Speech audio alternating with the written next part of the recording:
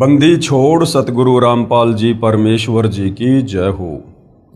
परमपिता परमात्मा सारी सृष्टि के रचनहार कुल मालिक असंख्य ब्रह्मांडों के स्वामी जगत गुरु तीनों लोकों में प्रवेश करके सबका धारण पोषण करने वाले राजाधिराज आत्माधार नाथों के नाथ देवों के देव महादेव सर्वेश्वर महेश्वर मृत्युंजय अजरो अमर आदि अनादि सनातनी प्रभु जगत पिता जगदीश्वर श्री श्री 1008 की उपाधि के वास्तविक अधिकारी अकाल मूरत सौद स्वरूपी राम वासुदेव सर्वगतम ब्रह्म परम पूज्य प्रथम पूज्य परम संत परम पुरुष परम धनी परम दयालु सत्य कबीर हक्का कबीर अल्लाहु कबीर अल्लाहु अकबर बाखबर अल्लाह ताला जगत के तारणहार जगत के मुक्तिदाता जगत के जगन्नाथ हारे के सहारे हिंदुओं के राम मुसलमानों के अल्लाह सिखों के वाहिगुरु ईसाइयों के मसीह दया के सागर दयानिधि करुणा के सागर करुणानिधि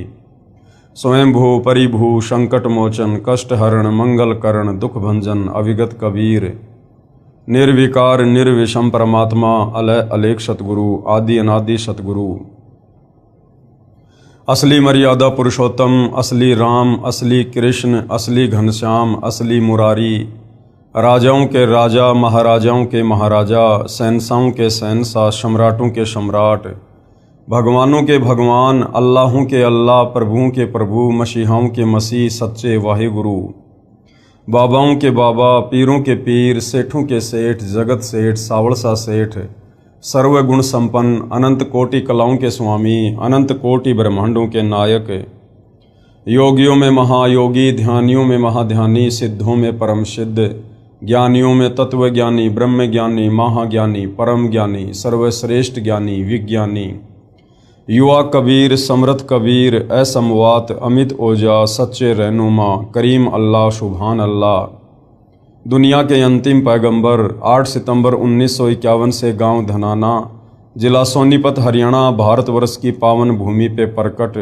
रियल कल्कि भगवान श्री नारायण साकार हरि श्री बाबा साहेब नूर अनंत परमात्मा सच्चे दरवे सच्चे बाखबर संत श्रोमणी सतगुरु रामपाल जी परमेश्वर जी के चरण कमल में आप और हम सभी भाई बहनों का अनंत कोटि दंडवत प्रणाम।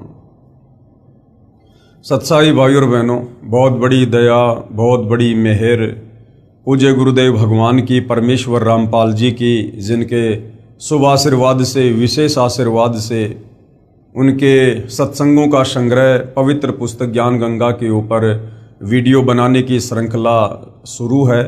इसी श्रृंखला में आज हमारा ये 25वें नंबर का वीडियो है। पवित्र पुस्तक ज्ञान गंगा से हमें भक्ति और भगवान को लेकर अध्यात्म को लेकर बहुत कुछ जानने और समझने को मिल रहा है। भाई और बहनों, ये पवित्र पुस्तक ज्ञान गंगा सर्व धर्मों के धर्मशास्त्रों के ज्ञान से प्रमाणित है।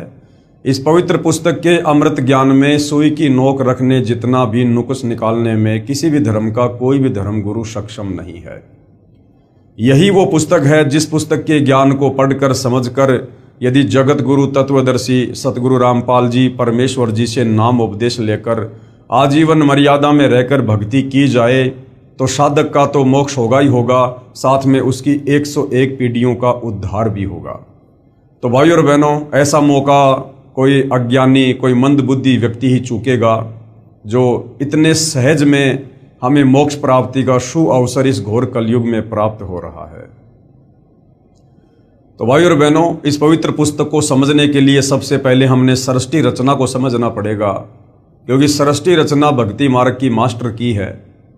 सृष्टि रचना को समझे बिना हम अध्यात्म में सफल नहीं हो पाएंगे, हम भक्ति मार्ग में आगे नहीं बढ़ पाएंगे। तो सृष्टि रचना के ऊपर पहले बहुत ज़्यादा वीडियो बन चुके हैं। यदि आप जी ने अभी तक पवित्र पुस्तक ज्ञान गंगा के ऊपर बन चुके पहले के वीडियो नहीं देखे हैं तो आपने प्रत्येक वीडियो को शुरुआत से देखना चाहिए। तो भाई और बहनों, सृष्टि रचना में सतगुरु रामपाल जी ने हमें जो जो बताया और दिखाया, आज हमारे धर्मों के धर्म ग्रंथ उसका समर्थन कर रहे हैं। साथ में पूर्ण संत की क्या पहचान है, तत्वदर्शी संत की क्या पहचान है, गीता जी में कहाँ कहाँ इस बात का प्रमाण है, आप और हमें इन सब बातों की इस जानकारी इस पवित्र पुस्तक ज्ञान गंगा से हुई है। साथ में बहुत सारे भविष्य वक्ता हैं जिन्होंने सतगुरु रामपाल जी को लेकर वर्तमान समय को ध्यान में रखते हुए भविष्यवाणियां की हैं। उन तमाम भविष्यवाणियों पर सतगुरु रामपाल जी बिल्कुल खरे उतरते हैं। तो हमें यहाँ भी विश्वास हो जाता है कि हम जिस सतभक्ति मार्ग पर लगे हैं और जिस सतभक्ति मार्ग के प्रणेता सतगुरु रामपाल जी हैं, तो मोक्ष प्राप्ति में हमें किसी प्रकार का कोई भी धोखा नहीं है। अब भाइयों और बहनों, अध्यात्म को और अच्छे से जानने के लिए, क्योंकि हमारे धर्म शास्त्र अध्यात्म का मूल है और धर्म शास्त्रों से ही हमें विश्वास होगा कि वास्तव में जो सतज्ञान वर्तमान में सतगुरु रामपाल जी दे रहे हैं, ये सतज्ञान तो लगभग हमारे सभी सदग्रंथों में पहले से वर्णित है, परंतु हमारे धर्म गुरु तत्व ज्ञान के अभाव में हमें निष्कर्ष निकाल कर नहीं दे पाए कि वास्तव में परमात्मा कौन है, कैसा है, कहाँ रहता है, भक्ति की शुरुआत कैसे होती है, गुरु बनाना कितना आवश्यक है। इन तमाम बातों की जानकारी हमारे धर्मगुरु हमें नहीं दे पाए। हमारे धर्मगुरु केवल संस्कृत भाषा के ज्ञाता थे। संस्कृत भाषा के ज्ञाता होने के कारण वो हमें वेदों को पढ़ाते रहे, गीता जी को पढ़ाते रहे, पुराणों को पढ़ाते रहे, परंतु उनमें जो निष्कर्ष है, जो कोड वर्ड में है, संकेतों में है, वो हमें नहीं समझा पाए। उसके लिए भाइयों और बहनों तत्वदर्शी संत की जरूरत पड़ती है, क्योंकि हमारे धर्म ग्रंथों से बढ़कर हमारे धर्मगुरु नहीं हो सकते हैं। और हमारे पवित्र धर्म ग्रंथ श्री गीता जी अध्याय 4 श्लोक 34 स्पष्ट कह रहा है कि अर्जुन, अगर तुझे पूर्ण मोक्ष चाहिए, अगर तुझे कंप्लीट अध्यात्म के विषय में जानकारी चाहिए और यदि तू उस परम धाम में जाना चाहता है जहां जाने के बाद साधक फिर कभी लौटकर इस काल ब्रह्म के 21 ब्रह्मांड में कर्म दंड भोगने के लिए वापस नहीं आता है, तो भाई तू किसी तत्वदर्शी संत की खोज कर ले। उस तत्वदर्शी संत को भली भांति दंडवत प्रणाम कर, उसको प्रसन्न कर, कपट छोड़कर सरलतापूर्वक व्यवहार कर, उससे सवाल कर, फिर वो तत्वज्ञानी महात्मा तुझे तत्व ज्ञान का उपदेश करेंगे। तो जब हमारे धर्म ग्रंथ ही कह रहे हैं कि भाई तत्वदर्शी संत के बिना आप मोक्ष प्राप्त नहीं कर सकते, आपको परमात्म ज्ञान नहीं हो सकता, तो भाइयों और बहनों, आज आप और हमारा सौभाग्य कि धरती पर वह तत्वदर्शी संत भी प्रकट है और उनके द्वारा बताया गया तत्व ज्ञान भी प्रकट हो चुका है। अब यदि आवश्यकता है तो परम पूज्य परमेश्वर तत्वदर्शी सतगुरु रामपाल जी के सत्संगों को सुनना और उनके द्वारा लिखित पुस्तकों को पढ़ना, ताकि हम अध्यात्म को और अच्छे से समझ सकें और उनसे उपदेश प्राप्त करके अपने आत्मा के कल्याण के मार्ग में आगे बढ़ सकें। तो भाइयों और बहनों, इस पवित्र पुस्तक ज्ञान गंगा का आज ये 25वें नंबर का वीडियो है और आज का हमारा विषय है कि जो पवित्र शास्त्र गीता जी है उसका ज्ञान किसने बोला। ये तो हम सबको पता है कि पवित्र गीता जी का ज्ञान लगभग आज से 5000 वर्ष पहले जब कुरुक्षेत्र के मैदान में महाभारत का युद्ध हो रहा था उस समय बोला गया था। लेकिन सदियों से आज तक हमारे धर्मगुरु हमें ये नहीं बता पाए कि वास्तव में गीता जी का ज्ञान बोला किसने था। जिससे भी पूछो, जिसने भी बताया, बस यही कहा कि गीता जी का ज्ञान श्री कृष्ण जी ने बोला, गीता जी का ज्ञान श्री कृष्ण जी ने बोला। भाइयों और बहनों, गीता जी का ज्ञान श्री कृष्ण जी ने अवश्य बोला, परंतु इसके पीछे की जो सूक्ष्म जानकारी है वो तत्व ज्ञान के बिना हमें नहीं हो सकती। श्री कृष्ण जी केवल गीता जी का ज्ञान बोलते हुए आप और हमें दिखाई दे रहे हैं, परंतु असल में गीता जी का ज्ञान श्री कृष्ण जी ने नहीं बोला। गीता जी का ज्यादातर ज्ञान श्री कृष्ण जी के शरीर में प्रेत की भांति प्रवेश करके और उनके पिता श्री निरंजन ने, अर्थात ज्योति निरंजन काल ब्रह्म, जो ब्रह्मा विष्णु महेश का पिता है, दुर्गा का पति है, इसने गीता जी का ज्ञान बोला और युद्ध करवाने के लिए बोला। अब भाइयों और बहनों, कहने मात्र से विश्वास नहीं होगा और कहने मात्र से विश्वास होना भी नहीं चाहिए, क्योंकि जब हमारे धर्म ग्रंथ इस बात की साक्षी दे रहे हैं, समर्थन कर रहे हैं कि भाई गीता जी का ज्ञान श्री कृष्ण जी में प्रेत की भांति प्रवेश करके उसके पिता ज्योति निरंजन अर्थात काल ने बोला, तो फिर हमें धर्मशास्त्रों से देख लेना चाहिए ताकि हमें दृढ़ विश्वास हो। तो भाइयों और बहनों, आज का हमारा टॉपिक यही है कि गीता जी का ज्ञान किसने बोला। और जब तक हम अपने धर्म ग्रंथों से इस गूढ़ सच्चाई को नहीं देख लेंगे, नहीं जान लेंगे, तब तक हमें दृढ़ विश्वास नहीं हो सकता है। और कबीर परमेश्वर जी की वाणी है कि मां मूंडू उस संत की जिससे संशय न जाए, और काल खावे थोड़े जीव सन से सब जग खाए। वो संत ही क्या जो भगत की शंकाओं का समाधान ना कर सके। तो सतगुरु रामपाल जी ने अध्यात्म को लेकर, भक्ति मार्ग को लेकर, एडी से लेकर चोटी तक कंप्लीट शंकाओं का प्रमाणित समाधान कर रखा है। बस आवश्यकता है हमने थोड़ा धैर्य धारण करके और निष्पक्ष होकर इन चीजों को समझने का। पवित्र पुस्तक ज्ञान गंगा, पेज नंबर 190, यथार्थ ज्ञान प्रकाश विषय। परमेश्वर के विषय में शास्त्र क्या बताते हैं? प्रभु, स्वामी, ईश, राम, खुदा, अल्लाह, रब, मालिक, साहेब, देव, भगवान, गॉड, ये सर्वशक्ति बोधक शब्द हैं जो भिन्न भिन्न भाषाओं में उच्चारण किए हुए लिखे जाते हैं। ये जितने भी नाम आप जी देख रहे हैं, आज लोगों ने अपने अपने हिसाब से, अपने अपने धर्म के हिसाब से इन नामों को बांट लिया है। मुसलमान कहते हैं कि अल्लाह के ऊपर हमारा अधिकार है, ईसाई कहते हैं मसीहा के ऊपर हमारा अधिकार है, हिंदू कहते हैं भगवान हमारा है, और सिख भाई कहते हैं कि वाहिगुरु हमारा है। परंतु भाई और बहनों, ये परमात्मा के नाम नहीं है, ये भगवान के नाम नहीं है, ये तो भगवान के उपमात्मक नाम हैं। जैसे हमारे देश के प्रधानमंत्री जी का जो पद है उसका नाम है प्रधानमंत्री, लेकिन उनके शरीर का नाम कुछ और है। जैसे वर्तमान में सन 2026 में श्री नरेंद्र मोदी हमारे भारत देश के प्रधानमंत्री हैं, तो उनके शरीर का जो वास्तविक नाम है वो है नरेंद्र मोदी, लेकिन उनकी जो उपमात्मक पदवी का नाम है वो है प्रधानमंत्री। इसी प्रकार ये जितने भी नाम आप जी देख रहे हैं, प्रभु, स्वामी, ईश, राम, खुदा, अल्लाह, रब, मालिक, साहेब, देव, भगवान, गॉड, ये उस परम अक्षर ब्रह्म पूर्ण परमात्मा सारी सृष्टि के रचयिता के वास्तविक नाम नहीं है, ये उनकी उपमात्मक पदवियों के नाम है। उस परमेश्वर का वास्तविक नाम आप जी ने सृष्टि रचना में देखा, सुना, पढ़ा, साथ में आपने वेदों से देखा कि उस परमेश्वर का वास्तविक नाम है कबीर देव, जिसे साधारण भाषा में हम कबीर परमात्मा कहते हैं। वेदों में जिसे कबीर देव और कबीर अग्नि नाम से संबोधित किया गया है। तो परमेश्वर का असल में क्या नाम है? कबीर देव।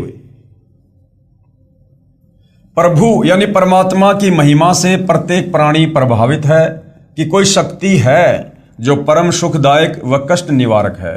वह कौन है, कैसा है, कहाँ है, कैसे मिलता है, ये प्रश्नवाचक चिन्ह अभी तक पूर्ण रूप से नहीं हट पाया। ये शंका इस पुस्तक से पूर्ण रूप से समाप्त हो जाएगी। हालांकि ज्यादातर तो ये शंका समाप्त हो चुकी है यदि आपने इस पुस्तक में लिखी सृष्टि रचना को पढ़ लिया और समझ लिया है तो, अन्यथा आगे जब आप वीडियो देखेंगे तो ये शंका पूरी तरह से समाप्त हो जाएगी। जो शंका सदियों से, सतयुग से परमात्मा चाहने वाली आत्माओं को अंदर से कचोट रही थी कि भाई हम जिस परमात्मा की भक्ति करना चाहते हैं, हम जिस परमात्मा को प्राप्त करना चाहते हैं, जिस परमेश्वर के गुण हमें धर्म ग्रंथों में लिखे हुए मिलते हैं कि वो बांझ को बेटा देता है, कोढ़ी को काया देता है, वो रोगी को निरोगी कर देता है, निर्धन को धन देता है, सर्व सुख देता है, वो परमात्मा है कौन ताकि हम उसकी भक्ति शुरू करें। वो कैसा है, दिखाई कैसा देता है, वो रहता कहाँ है, क्या वो धरती पर आता है, वो आकार में है या वो निराकार है। आज तक हमारे धर्मगुरु तत्व ज्ञान के अभाव से हमारे इन प्रश्नों का कोई प्रमाणित सटीक जवाब नहीं दे पाए थे, जिस भेद से आज परम संत सतगुरु रामपाल जी ने पूर्णतया पर्दा हटा दिया है। वह कौन है, कैसा है, कहाँ है, कैसे मिलता है, ये प्रश्नवाचक चिन्ह अभी तक पूर्ण रूप से नहीं हट पाया। ये शंका इस पुस्तक के पूर्ण रूप से समाप्त हो जाएगी। जो शक्ति अंधे को आंखें प्रदान करे, गूंगे को आवाज, बहरे को कानों से श्रवण करवा दे, बांझ को पुत्र दे दे, निर्धन को धनवान बना दे, रोगी को स्वस्थ करे, जिसके यदि दर्शन हो जाएं तो अति आनंद हो, जो सर्व ब्रह्मांडों का रचनहार, पूर्ण शांतिदायक जगत गुरु तथा सर्वज्ञ है। अब जगत गुरु की भूमिका कौन निभाता है? स्वयं कबीर भगवान। तो वर्तमान में जगत गुरु की भूमिका कौन निभा रहे हैं? सतगुरु रामपाल जी, जिसकी आज्ञा बिना पत्ता भी नहीं हिल सकता, अर्थात सर्वशक्तिमान, जिसके सामने कुछ भी असंभव नहीं है। ऐसे गुण जिसमें हैं वह वास्तव में प्रभु यानी स्वामी, ईश, राम, भगवान, खुदा, अल्लाह, रहीम, मालिक, रब, गॉड कहलाता है। यानी ये तमाम उपरोक्त गुण जिस परम शक्ति में है वही वास्तव में परमात्मा है, वही सारी सृष्टि का मालिक है, वही सभी आत्माओं का जनक है। यहां पर एक बात विशेष विचारणीय है कि किसी भी शक्ति का ज्ञान किसी शास्त्र से ही होता है। उसी शास्त्र के आधार पर गुरुजन अपने अनुयायियों को मार्गदर्शन करते हैं। वह शास्त्र धार्मिक पुस्तकें हैं, चारों वेद, ऋग्वेद, सामवेद, यजुर्वेद, अथर्ववेद, श्रीमद् भागवत गीता, श्रीमद् भगवत सुधासागर, 18 पुराण, महाभारत, बाइबल, कुरान आदि प्रमाणित पवित्र शास्त्र हैं। चारों वेद स्वयं पूर्ण परमात्मा के आदेश से ज्योति निरंजन अर्थात काल ने समुद्र के अंदर अपने श्वासों के द्वारा गुप्त छिपा दिया तथा प्रथम बार सागर मंथन के समय ये चारों वेद श्री ब्रह्मा जी को प्राप्त हुए। ये जो वेद हैं, जो वेद ज्ञान है, ये वेद ज्ञान कबीर परमेश्वर जी ने इस ज्योति निरंजन, इस काल के अंतःकरण में डाल दिए थे। और आपने सृष्टि रचना को पढ़ा कि इस काल को जब सतलोक से 16 संकोश की दूरी पर कबीर परमेश्वर जी के द्वारा निष्कासित कर दिया गया था, उसके बाद इस काल ने अपने 21 ब्रह्मांड में सर्वप्रथम जब समुद्र मंथन दुर्गा जी के माध्यम से करवाया, अपने तीनों पुत्रों ब्रह्मा, विष्णु, महेश को सागर के किनारे भेजकर, उस समय इस ज्योति निरंजन ने वेद प्रकट किए। और उन वेदों में से ज्यादातर ज्ञान जो सतलोक के विषय में था, इस काल की गलतियों के विषय में था, इसके पाखंड के विषय में था, वो ज्ञान ज्यादातर इसने समाप्त कर दिया था।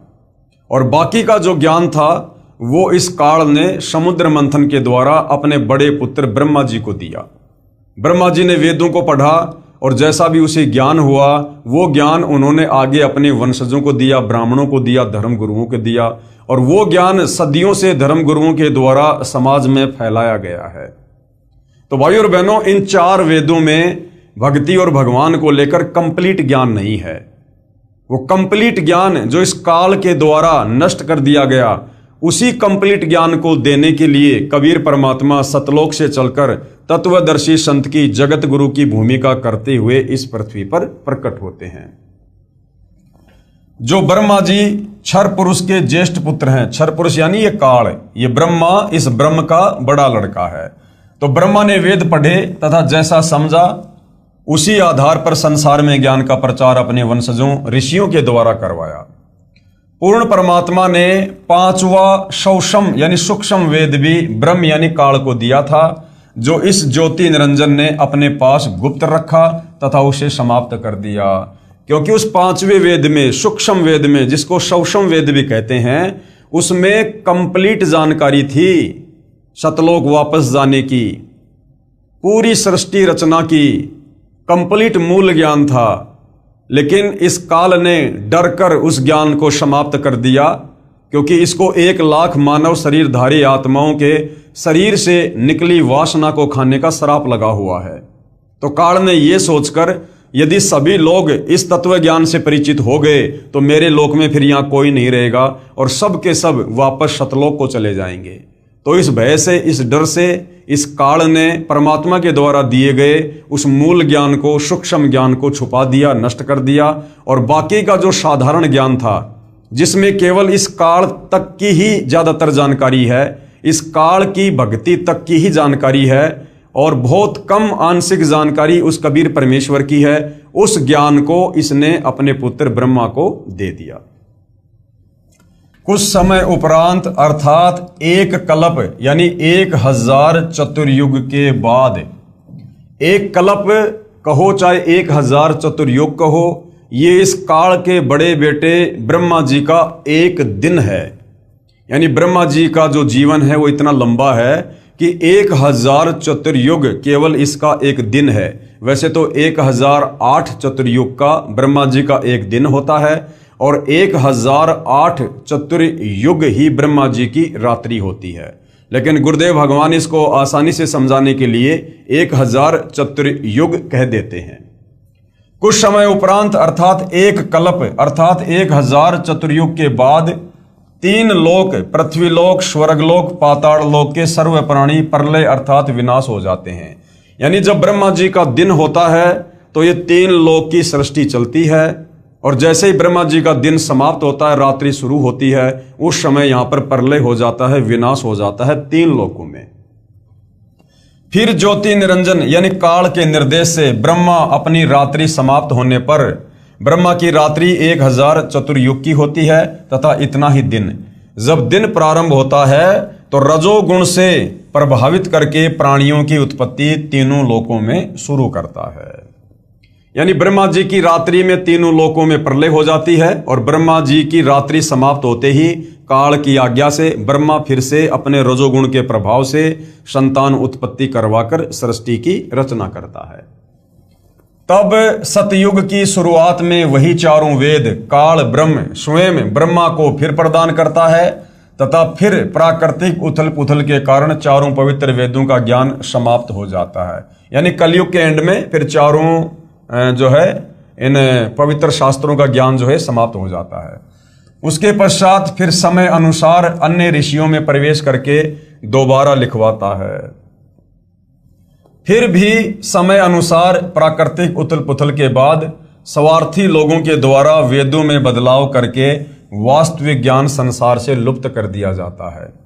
वही काल अर्थात ब्रह्म, जिसको ज्योति निरंजन भी कहते हैं, महाभारत युद्ध के समय श्री कृष्ण जी में प्रवेश करके चारों वेदों का संक्षिप्त विवरण श्रीमद् भागवत गीता के रूप में दिया तथा कहा कि अर्जुन, यही ज्ञान मैंने पहले सूर्य से कहा था।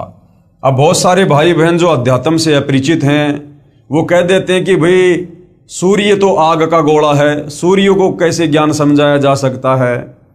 भाई जो ये आग का गोला सूर्य है ये अलग है और इस आग के गोले सूर्य जैसे ना जाने कितने गोले एक ब्रह्मांड में हैं। तो इन तमाम सूर्यों के ऊपर जिस देव का आधिपत्य है, अधिकार है, वो असल में सूर्य देव है और वो नर रूप में है, वो देव है। तो उसको ये ज्ञान समझाया गया था। जिस प्रकार हमारे भारत देश की शासन व्यवस्था है और जिस प्रकार कोई परिवहन मंत्री है, तो परिवहन मंत्री का काम क्या होता है, जितनी भी गाड़ियां हैं, जितनी भी बसें हैं, ट्रक हैं, इन सब के ऊपर उसका अधिकार है। अब वो परिवहन मंत्री कोई बस नहीं है, वो परिवहन मंत्री कोई ट्रेन नहीं है, वो कोई ट्रोला नहीं है। वो परिवहन के साधन अलग हैं और उन साधनों के ऊपर जिसका कंट्रोल है वो परिवहन मंत्री अलग है। इसी प्रकार ये जो आग का गोला सूर्य है ये अलग है और ऐसे ऐसे आग के इन गोलों के ऊपर, सूर्यों के ऊपर एक ब्रह्मांड में जिसका अधिकार है, आधिपत्य है, वो देव नर रूप में अलग है। तो उस सूर्य को, सूर्य देव को यह ज्ञान समझाया गया था। मैंने पहले सूर्य से कहा था, उसने अपने पुत्र वैवस्वत अर्थात मनु से तथा वैवस्वत अर्थात मनु ने अपने पुत्र इक्ष्वाकु से कहा था, परंतु बीच में यह उत्तम ज्ञान प्राय समाप्त हो गया था।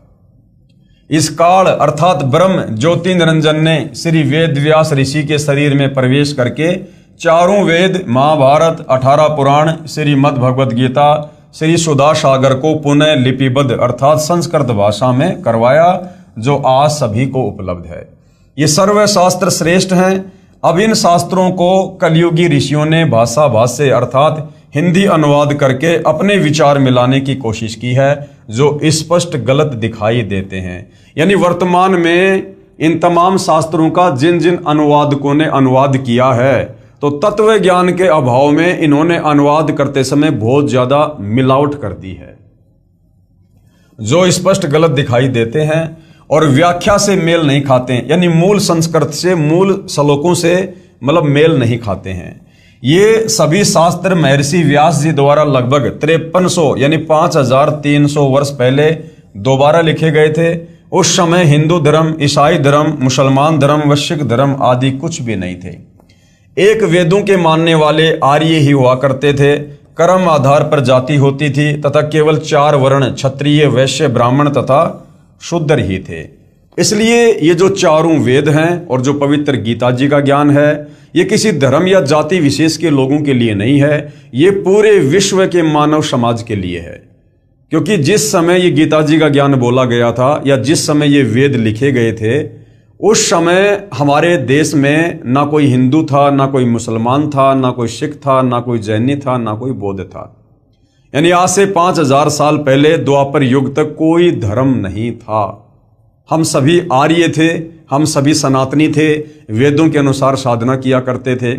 उसके बाद आगे चलकर इस कलयुग में इस काल बलि ने, क्योंकि इसको पहले से पता था कि कलयुग में परमात्मा सतलोक से चलकर आएंगे, अपने तत्व ज्ञान का प्रचार करेंगे और मेरे 21 ब्रह्मांड से आत्माओं को भक्ति देकर और सतलोक लेकर जाएंगे। तब इस काल ने इतना ज्यादा बखेड़ा शुरू कर रखा है। हमें धर्मों में बांट दिया, जातियों में बांट दिया, समुदायों में बांट दिया, शास्त्रों के नाम पर हमारे को लड़ा दिया, भिड़ा दिया, अन्य कई प्रकार से इसने डिवाइडेशन कर रखा है ताकि ये आपस में एक दूसरे के धर्म को ऊंचा नीचा कहकर आपस में उलझे रहें। और जब वो तत्वदर्शी संत इस पृथ्वी पर आकर अपना अमृत ज्ञान दे, उस समय उसकी बात पर कोई भी यकीन ना करे और अपने ही धर्म व धर्म शास्त्रों को सर्वश्रेष्ठ मानकर उसी अज्ञान के ऊपर आरूढ़ रहें। इसलिए भाई और बहनों, ये 3 से 4 हजार वर्षों के बीच बीच में इस काल ने, इस ज्योति निरंजन ने ये सारा का सारा धर्म और जातियों का बखेड़ा शुरू किया है। वरना जिस समय ये गीता जी का ज्ञान दिया गया था महाभारत के युद्ध में, उस समय तक धरती पर कोई भी धर्म नहीं था। इससे एक तो ये प्रमाणित हो जाता है कि ये सर्वशास्त्र किसी धर्म या व्यक्ति विशेष के लिए नहीं है, ये केवल मानव मात्र के कल्याण हेतु हैं। दूसरा ये प्रमाणित होता है कि हमारे पूर्वज एक थे जिनके संस्कार आपस में मिले जुले हैं। आज जो हिंदू, मुसलमान, सिख, ईसाई, जैनी, बौद्ध, यहूदी बने हुए हैं, पहले हम सब एक ही थे, आर्य थे, सनातनी थे। हम सब के संस्कार एक जैसे ही हैं। हमारे पूर्वज सबसे पहले एक ही थे। आगे चलकर जिन्होंने जैसे जैसे धर्म को अपना लिया, उस हिसाब से किसी को मुसलमान कहना शुरू कर दिया, किसी को हिंदू, किसी को जैनी, किसी को बौद्ध, किसी को ईसाई। वरना हम सब पहले एक ही थे। जैसे भाई और बहनों, आज से लगभग 600 साढ़े 600 वर्ष पहले आदरणीय नानक जी के द्वारा सिख पंथ की नींव डाली गई थी। आगे चलकर जो सिख धर्म बन गया। अब 650 साल पहले वर्तमान के जितने भी सिख हैं, ये सारे के सारे हिंदू ही तो हैं। ये रामकृष्ण की भक्ति करते थे, ब्रह्मा विष्णु महेश की भक्ति किया करते थे। लेकिन नानक जी ने एक नए पंथ की शुरुआत की थी। आगे चलकर उसको इन लोगों ने धर्म में तब्दील कर दिया। तो इसी प्रकार चाहे मुसलमान हो, चाहे ईसाई हो, चाहे जैनी हो, चाहे बौद्ध हो, चाहे यहूदी हो, सब पहले सनातनी थे, सब वेदों के अनुसार साधना किया करते थे। इसलिए हम सबके संस्कार मिले जुले हैं। आज कोई हिंदू है, कल को मरने के बाद वो मुसलमान के घर में जन्म लेगा। आज कोई मुसलमान है, कल को मरने के बाद वो हिंदू धर्म में कोई यादव बनेगा, कोई पंडित बनेगा, कोई ब्राह्मण बनेगा, क्योंकि हमारे पिछले संस्कार मिले जुले हैं। सर्वप्रथम पवित्र शास्त्र गीता जी पर विचार करते हैं। पवित्र गीता जी, जिसका ज्ञान लगभग 5000 वर्ष पहले महाभारत युद्ध के दौरान कुरुक्षेत्र के मैदान में श्री कृष्ण जी के शरीर में प्रेत की भांति प्रवेश करके जो है ब्रह्मा विष्णु महेश के पिता ज्योति निरंजन काल ब्रह्म ने बोला, अब हम उसके ऊपर विचार करते हैं और अध्यात्म को समझते हैं। क्योंकि गीता जी को तो हम उस समय समझेंगे जब पहले हमें यह पता चलेगा कि वास्तव में गीता जी का ज्ञान बोला किसने है और क्यों बोला है। पवित्र गीता जी का ज्ञान किसने कहा है? पवित्र गीता जी के ज्ञान को उस समय बोला गया था जब महाभारत का युद्ध होने जा रहा था। अर्जुन ने युद्ध करने से इनकार कर दिया था। युद्ध क्यों हो रहा था? इस युद्ध को धर्म युद्ध की संज्ञा नहीं दी जा सकती। यह कोई सीमाओं का युद्ध नहीं था। कोई बाहरी देश हमारे देश के ऊपर आक्रमण नहीं कर रहे थे। ये आपस में भाई बंटवारे का युद्ध था, कौरव और पांडवों का। इस युद्ध को धर्म युद्ध की संज्ञा भी नहीं दी जा सकती, क्योंकि दो परिवारों का संपत्ति वितरण का विषय था। कौरवों तथा पांडवों का संपत्ति बंटवारा नहीं हो रहा था। कौरवों ने पांडवों को आधा राज्य भी देने से मना कर दिया था। दोनों पक्षों का बीच बचाव करने के लिए भगवान श्री कृष्ण जी 3 बार शांति दूत बनकर गए, परंतु दोनों ही पक्ष कौरव और पांडव अपनी अपनी जिद पर अटल थे। श्री कृष्ण जी ने युद्ध से होने वाली हानि से भी परिचित कराते हुए कहा कि ना जाने कितनी बहन विधवा होंगी, ना जाने कितने बच्चे अनाथ होंगे, महापाप के अतिरिक्त कुछ नहीं मिलेगा। युद्ध में न जाने कौन मरे कौन बचे। तीसरी बार जब श्री कृष्ण जी समझौता करवाने गए तो दोनों पक्षों ने अपने अपने पक्ष वाले राजाओं की सेना सहित सूची पत्र दिखाया। तीसरी बार जब श्री कृष्ण जी शांति दूत बनकर गए, क्योंकि श्री कृष्ण जी युद्ध के पक्ष में नहीं थे। जब तीसरी बार गए तो देखा कि उधर से कौरव इधर से पांडव, इन्होंने तो अपने अपने सैनिकों को बिल्कुल तैयार कर रखा है। कौन राजा किसके पक्ष में खड़ा होकर युद्ध करेगा, सबकी लिस्ट बना रखी थी, लगभग युद्ध के लिए तैयारी कर रखी थी। तथा कहा कि इतने राजा हमारे पक्ष में हैं तथा इतने हमारे पक्ष में। जब श्री कृष्ण जी ने देखा कि दोनों ही पक्ष टस से मस नहीं हो रहे हैं, युद्ध के लिए तैयार हो चुके हैं, तब श्री कृष्ण जी ने सोचा कि एक दाव और है, वो भी आज लगा देता हूं। श्री कृष्ण जी ने सोचा कि कहीं पांडव मेरे संबंधी होने के कारण अपनी जिद इसलिए ना छोड़ रहे हों कि श्री कृष्ण जी तो हमारे साथ हैं, विजय हमारी होगी। क्योंकि श्री कृष्ण जी की बहन सुभद्रा जी का विवाह श्री अर्जुन से हुआ था, यानी श्री कृष्ण जी सांसारिक नाते में अर्जुन का साड़ा था। तो पांडव ये सोचकर पीछे नहीं हट रहे थे कि भाई श्री कृष्ण जी तो हमारे रिश्तेदार हैं, और जाहिर सी बात है श्री कृष्ण जी तो हमारे पक्ष में ही खड़े होकर लड़ाई करेंगे, और जब श्री कृष्ण जी हमारे साथ हो जाएंगे तो फिर युद्ध तो हम ही जीतेंगे। ये सोचकर पांडव भी पीछे कदम नहीं हटा रहे थे। तो श्री कृष्ण जी ने कहा कि एक तरफ मेरी सारी सेना होगी और दूसरी तरफ मैं होऊंगा, और इसके साथ साथ मैं वचनबद्ध भी होता हूं कि मैं हथियार भी नहीं उठाऊंगा। इस पॉइंट को भाई और बहनों ध्यान रखना। ये कुछ ऐसे पॉइंट हैं जो हमें समझाएंगे कि वास्तव में गीता जी का ज्ञान श्री कृष्ण जी ने नहीं बोला, बल्कि श्री कृष्ण जी का तो केवल शरीर दिखाई दे रहा था। उसके शरीर में प्रेत की भांति प्रवेश करके इस काल ज्योति निरंजन ने बोला। तो श्री कृष्ण जी ने क्या कहा कि भाई ठीक है, अगर तुम लोग नहीं मान रहे हो तो भाई देखो, एक तरफ तो मेरी सेना होगी और एक तरफ मैं रहूंगा, और मैं प्रतिज्ञा करता हूं कि मैं बिल्कुल भी युद्ध नहीं करूंगा। इसके साथ साथ मैं वचनबद्ध भी होता हूं कि मैं हथियार भी नहीं उठाऊंगा। लेकिन भाई और बहनों, आगे चलकर हम देखते हैं कि श्री कृष्ण जी ने रथ का पहिया हथियार के रूप में उठाकर बहुत सारे योद्धाओं को मौत के घाट उतारा। अब आगे हमें समझ में आएगा कि उस समय वो श्री कृष्ण नहीं था, उसके शरीर में उस समय ये काल ब्रह्म प्रेत की भांति प्रवेश था, और उस काल ने श्री कृष्ण जी के अंदर प्रवेश करके वो रथ का पहिया उठा के युद्ध किया। तो श्री कृष्ण जी ने प्रतिज्ञा की, और इसके साथ साथ मैं वचनबद्ध भी होता हूं कि मैं हथियार नहीं उठाऊंगा। इस घोषणा से पांडवों के पैरों के नीचे की जमीन खिसक गई। अब पांडवों ने सोचा भाई ये तो अनर्थ हो गया, हम तो श्री कृष्ण जी के ऊपर ही फूल रहे थे, पैर पीट रहे थे कि भाई श्री कृष्ण जी हमारे साथ में हैं, ये 3 लोक के भगवान हैं, और ये जिधर हो जाएंगे विजय उनकी होगी, और ये कह रहे हैं कि भाई मैं तो हथियार नहीं उठाऊंगा, तो बताओ फिर तो हम युद्ध हारेंगे ही हारेंगे। उनको लगा कि अब हमारी पराजय निश्चित है। तो पांडवों ने सोचा कि अब हमारी हार पक्की है। ये विचार करके 5 पांडव ये कहकर सभा से बाहर गए कि हम कुछ विचार कर लें। कुछ समय उपरांत श्री कृष्ण जी को सभा से बाहर आने की प्रार्थना की। श्री कृष्ण जी के बाहर आने पर पांडवों ने कहा कि हे भगवान, हमें 5 गांव दिलवा दो, हम युद्ध नहीं करना चाहते, हमारी इज्जत भी रह जाएगी, और आप चाहते हैं कि युद्ध ना हो, ये भी टल जाएगा। अब पांडवों ने देखा भैया युद्ध तो जीत नहीं पाएंगे, श्री कृष्ण जी तो हथियार उठाएंगे नहीं, तो हार पक्की है। तो अंत में पांचों पांडवों ने कहा कि भगवान आप हमें दुर्योधन से केवल 5 गांव दिलवा दो, उन गांवों से टैक्स वगैरह लेके और हम अपना जीवन यापन कर लेंगे, हम युद्ध नहीं चाहते, ना हम इसका बाकी राज्य चाहते। पांडवों के इस फैसले से श्री कृष्ण जी बहुत प्रसन्न हुए तथा सोचा कि बुरा समय टल गया। लेकिन भाई और बहनों, ये काल बलि ये बुरा समय टलने नहीं देता है। ये युद्ध इस काल ने करवाना था, क्योंकि इसको अपने भोजन का प्रबंध करना होता है। इसको प्रतिदिन 1 लाख मानव शरीरधारी आत्माओं का जो है भोजन करना पड़ता है।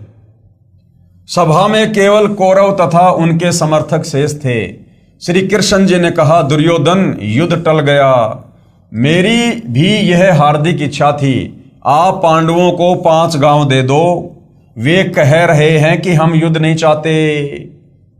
अब उसी समय जब इस काल बलि ने देखा कि इस प्रकार से तो युद्ध टल जाएगा, उसी समय ये काल बलि दुर्योधन के अंदर प्रवेश कर गया, उसकी बुद्धि पर बैठ गया। दुर्योधन ने कहा कि पांडवों के लिए सुई की नोक जितनी भी जमीन नहीं है। अब 5 गांव भाई और बहनों कोई ज्यादा थोड़ी थे, लेकिन उसी समय दुर्योधन की बुद्धि पर काल सवार हो गया और दुर्योधन ने कहा कि सुई की नोक रखने जितनी जगह भी पांडवों के लिए नहीं है। यदि उन्हें चाहिए तो युद्ध के लिए कुरुक्षेत्र के मैदान में आ जाएं। इस बात से श्री कृष्ण जी ने नाराज होकर कहा कि दुर्योधन तो इंसान नहीं शैतान है, कहां आधा राज्य और कहां 5 गांव, मेरी बात मान ले, 5 गांव दे दे। श्री कृष्ण जी से नाराज होकर दुर्योधन ने सभा में उपस्थित योद्धाओं को आज्ञा दी कि श्री कृष्ण को पकड़ो तथा कारागार में डाल दो। आज्ञा मिलते ही योद्धाओं ने श्री कृष्ण जी को चारों तरफ से घेर लिया। अब ये पॉइंट भी ध्यान रखना भाई और बहनों, आगे काम आएगा। तब श्री कृष्ण जी ने क्या किया? श्री कृष्ण जी ने अपना विराट रूप दिखाया। यानी श्री कृष्ण जी जो कि विष्णु जी हैं, इन्होंने अपना विराट रूप, अपना तेजोमय रूप दिखाया इन्होंने, जिसके तेज के आगे सर्व योद्धाओं की आंखें चक्काचौंध हो गई। उस तेज को वो सहन नहीं कर पाए और इधर उधर छुपने लगे। अर्थात तीसरी बार जब श्री कृष्ण जी पांडवों और कौरवों के बीच में शांति दूत बनकर गए कि युद्ध ना हो, उस समय दुर्योधन की जिद पर फिर श्री कृष्ण जी ने अपना विराट रूप दिखाया। इस बात को याद रखना, श्री कृष्ण जी ने अपना विराट रूप दिखाया, जिस कारण से सभी योद्धा और कौरव डरकर कुर्सियों के नीचे घुस गए तथा शरीर के तेज प्रकाश से आंखें बंद हो गई। श्री कृष्ण जी वहां से निकल गए। अब गुरुदेव कहते हैं, आओ विचार करें। उपरोक्त विराट रूप दिखाने का प्रमाण संक्षिप्त महाभारत गीता प्रेस गोरखपुर से प्रकाशित में प्रत्यक्ष है। जब कुरुक्षेत्र के मैदान में पवित्र गीता जी का ज्ञान सुनाते समय अध्याय 11 श्लोक 32 में पवित्र गीता बोलने वाला प्रभु कह रहा है कि अर्जुन, मैं बढ़ा हुआ काल हूं, अब सर्व लोकों को खाने के लिए प्रकट हुआ हूं, प्रवर्त हुआ हूं, प्रकट हुआ हूं। गीता जी अध्याय 11 श्लोक नंबर 32। महाभारत का युद्ध, दोनों तरफ सेनाएं हैं, सभी योद्धाएं हैं, बीच में श्री कृष्ण जी और अर्जुन जी रथ को लेकर खड़े हैं और गीता जी का उपदेश दिया जा रहा है। अब गीता जी अध्याय 11 श्लोक 32 क्या कह रहा है? जिसे दुनिया श्री कृष्ण समझ रही है, उसके अंदर प्रेत की भांति प्रवेश करके ये काल ब्रह्म क्या कह रहा है कि अर्जुन, गीता अध्याय 11 श्लोक 32 कि अर्जुन, मैं काल हूं, काल, और मैं सभी को खाने के लिए अभी अभी प्रवर्त यानी प्रकट हुआ हूं। अब विचार करो भाई और बहनों, श्री कृष्ण जी ये बात क्यों बोलेंगे कि मैं काल हूं? उससे पहले श्री कृष्ण जी ने कभी नहीं कहा अपने जीवन काल में कि मैं काल हूं। और श्री कृष्ण जी तो काल थे भी नहीं। श्री कृष्ण जी को देखकर तो पशु पक्षी भी, नर और नारी भी जो है बड़े आनंदित होते थे, बड़े प्यार प्रेम से रहा करते थे। और ना महाभारत के युद्ध के बाद कभी श्री कृष्ण जी ने कहा कि मैं काल हूं, क्योंकि उस समय श्री कृष्ण जी के शरीर में यह काल प्रवेश था और कह रहा कि मैं अभी अभी परवर्त यानी प्रकट हुआ हूं, अभी अभी, जबकि श्री कृष्ण जी तो वहां पर पहले से ही थे। फिर ये क्यों कह रहा है कि मैं अभी अभी प्रकट हुआ हूं? क्योंकि उस समय श्री कृष्ण जी के शरीर में प्रेत की भांति ये काल प्रकट हुआ, इसलिए वो काल कह रहा कि भाई मैं तो अभी अभी प्रकट हुआ हूं। जो तू युद्ध नहीं करना चाह रहा ना, कि मैं युद्ध नहीं करना चाहता, मैं तो भिक्षा का अन्न खाकर अपना गुजारा कर लूंगा, मैं किसको मारूं, सामने मेरे तो यार दोस्त मित्र रिश्तेदार भाई बंधु हैं। तो काल ने देखा भैया अगर अर्जुन पीछे हट गया तो इसका मतलब कोई भी पांडव हथियार नहीं उठाएगा, फिर मेरे भोजन का इंतजाम कैसे होगा?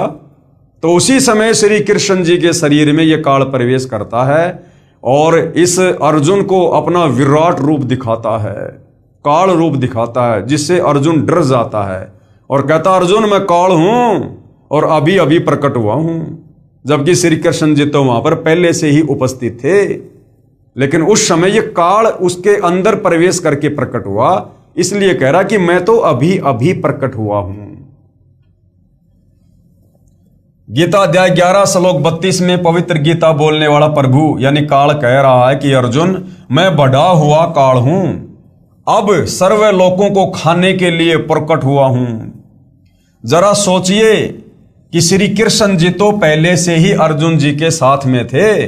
यदि पवित्र गीता जी के ज्ञान को श्री कृष्ण जी बोल रहे होते तो ये नहीं कहते कि मैं अभी परवर्त यानी प्रकट हुआ हूं, क्योंकि वो तो पहले से थे। श्री कृष्ण जी काल नहीं थे, जो कह रहे हैं ना कि मैं काल हूं, अध्याय 11 श्लोक 32 में कि अर्जुन मैं काल हूं।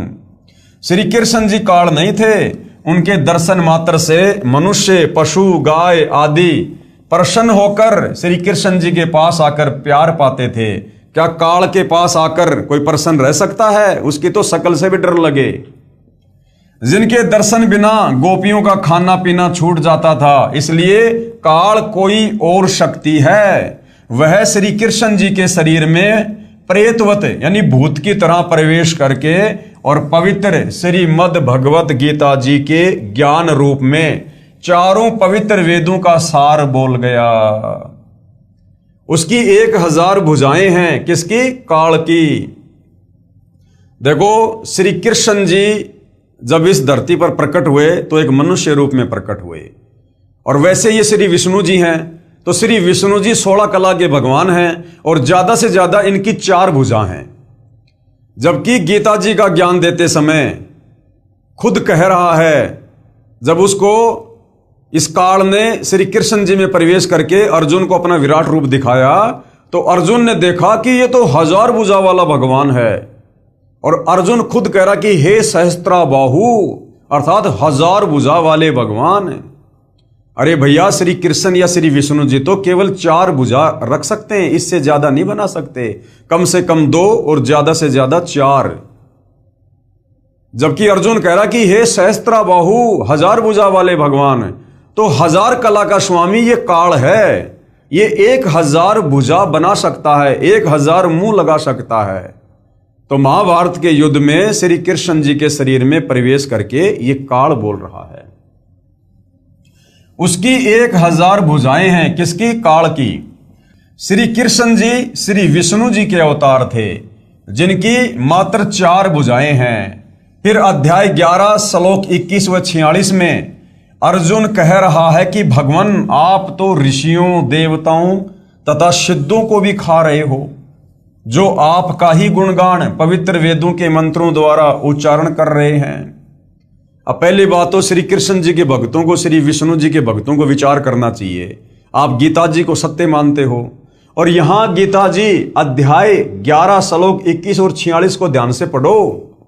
अर्जुन खुद अपनी आंखों से देखकर कह रहा है कि भगवान आप तो उन्हीं को खा रहे हो जो आपकी भक्ति कर रहे हैं, आपकी पूजा कर रहे हैं, आप तो उन्हीं को खा रहे हो।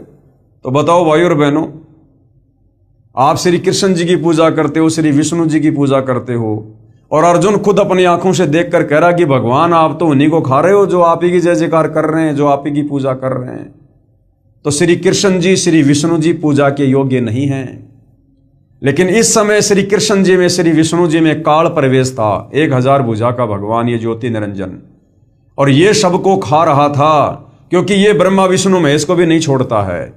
जब उनका समय पूरा होता है तो ये उनको भी तपतशिला पर भून भून के खाता है, क्योंकि इसको प्रतिदिन 1 लाख मानव शरीरधारी आत्माओं के शरीर से निकली वासना खाने का श्राप लगा हुआ है। आप तो ऋषियों, देवताओं तथा सिद्धों को भी खा रहे हो। ये गीता अध्याय 11 श्लोक 21 और 46 में आप जी देख सकते हो। जो आपका ही गुणगान पवित्र वेदों के मंत्रों द्वारा उच्चारण कर रहे हैं तथा अपने जीवन की रक्षा के लिए मंगल कामना कर रहे हैं। कुछ आपके दाढ़ों में लटक रहे हैं, कुछ आपके मुख में समा रहे हैं। हे सहस्त्राबाहु, अर्जुन क्या कह रहा है? हे सहस्त्राबाहु, हे 1000 भुजा के भगवान। अगर श्री कृष्ण जी होते तो श्री कृष्ण जी तो भैया ज्यादा से ज्यादा 4 भुजा बना सकते हैं, क्योंकि ये विष्णु जी हैं, इससे ज्यादा नहीं। फिर 1000 भुजा कौन दिखा रहा है अर्जुन को? ये काल श्री कृष्ण जी में प्रवेश करके। हे सहस्त्राबाहु यानी 1000 भुजा के भगवान, अर्थात 1000 भुजा वाले भगवान, आप अपने उसी चतुर्भुज रूप में आइए। यानी अर्जुन भी नहीं समझ पा रहा था कि ये मामला क्या हो रहा है, तो अर्जुन डर गया और कहा कि भगवान आप अपने विष्णु रूप में दर्शन दीजिए, 4 भुजा वाले रूप में दर्शन दीजिए। आप अपने उसी चतुर्भुज रूप में आइए। मैं आपके विकराल रूप को देखकर धीरज नहीं पा रहा। यानी मैं तो डामाडोल हो गया, मैं तो भयभीत हो गया, मेरा तो कलेजा फटने को हो गया। आप अपने उसी चतुर्भुज रूप में, विष्णु रूप में मुझे दर्शन दीजिए।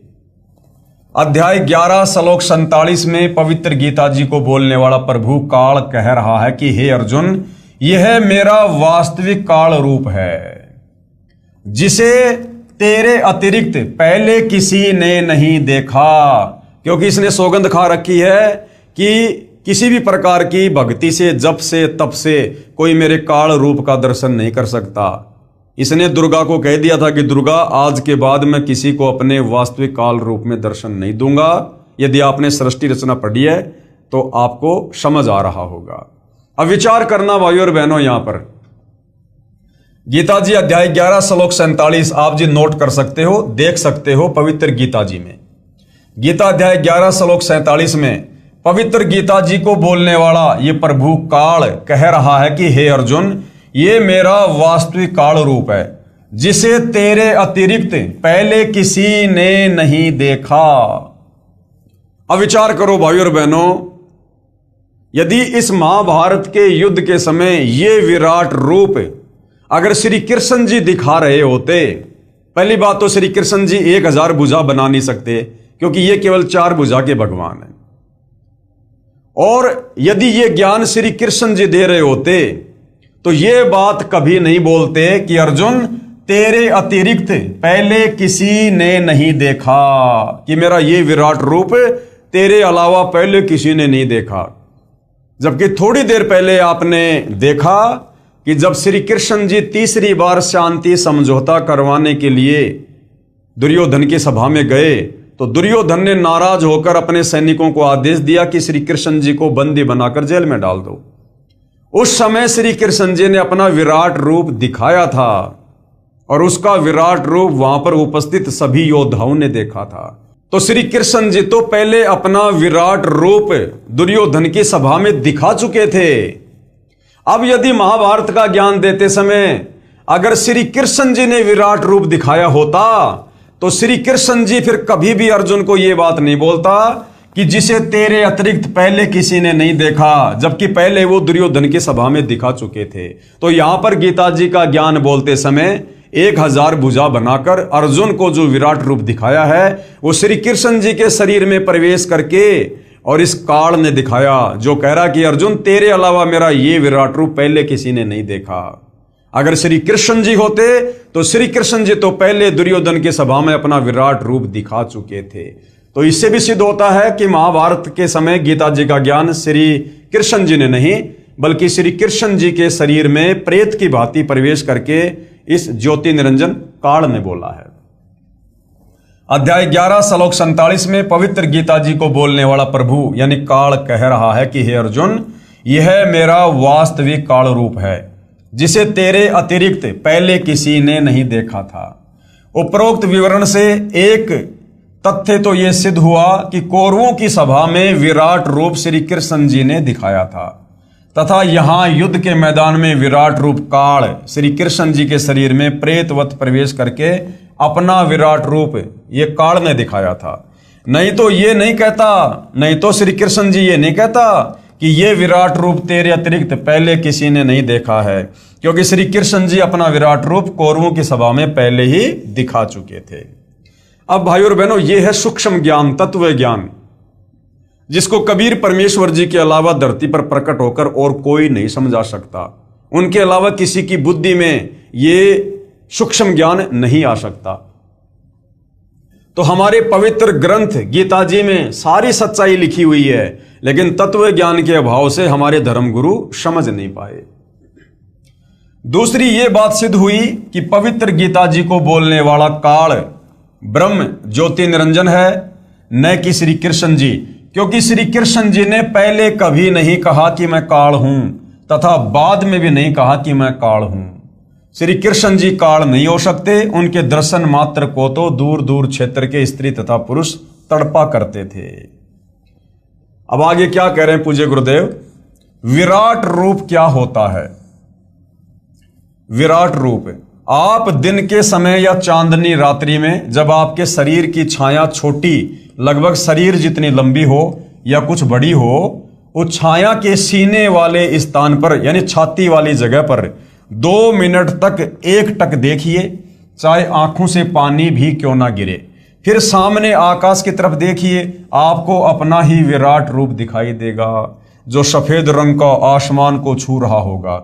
इसी प्रकार प्रत्येक मानव अपना विराट रूप रखता है, परंतु जिनकी भक्ति शक्ति ज्यादा होती है उनका उतना ही तेज अधिक होता जाता है। इसी प्रकार श्री कृष्ण जी भी पूर्व भक्ति शक्ति से सिद्धि युक्त थे। उन्होंने भी अपनी सिद्धि शक्ति से अपना विराट रूप प्रकट कर दिया, जो काल के तेजोमय शरीर यानी विराट से कम तेज का था।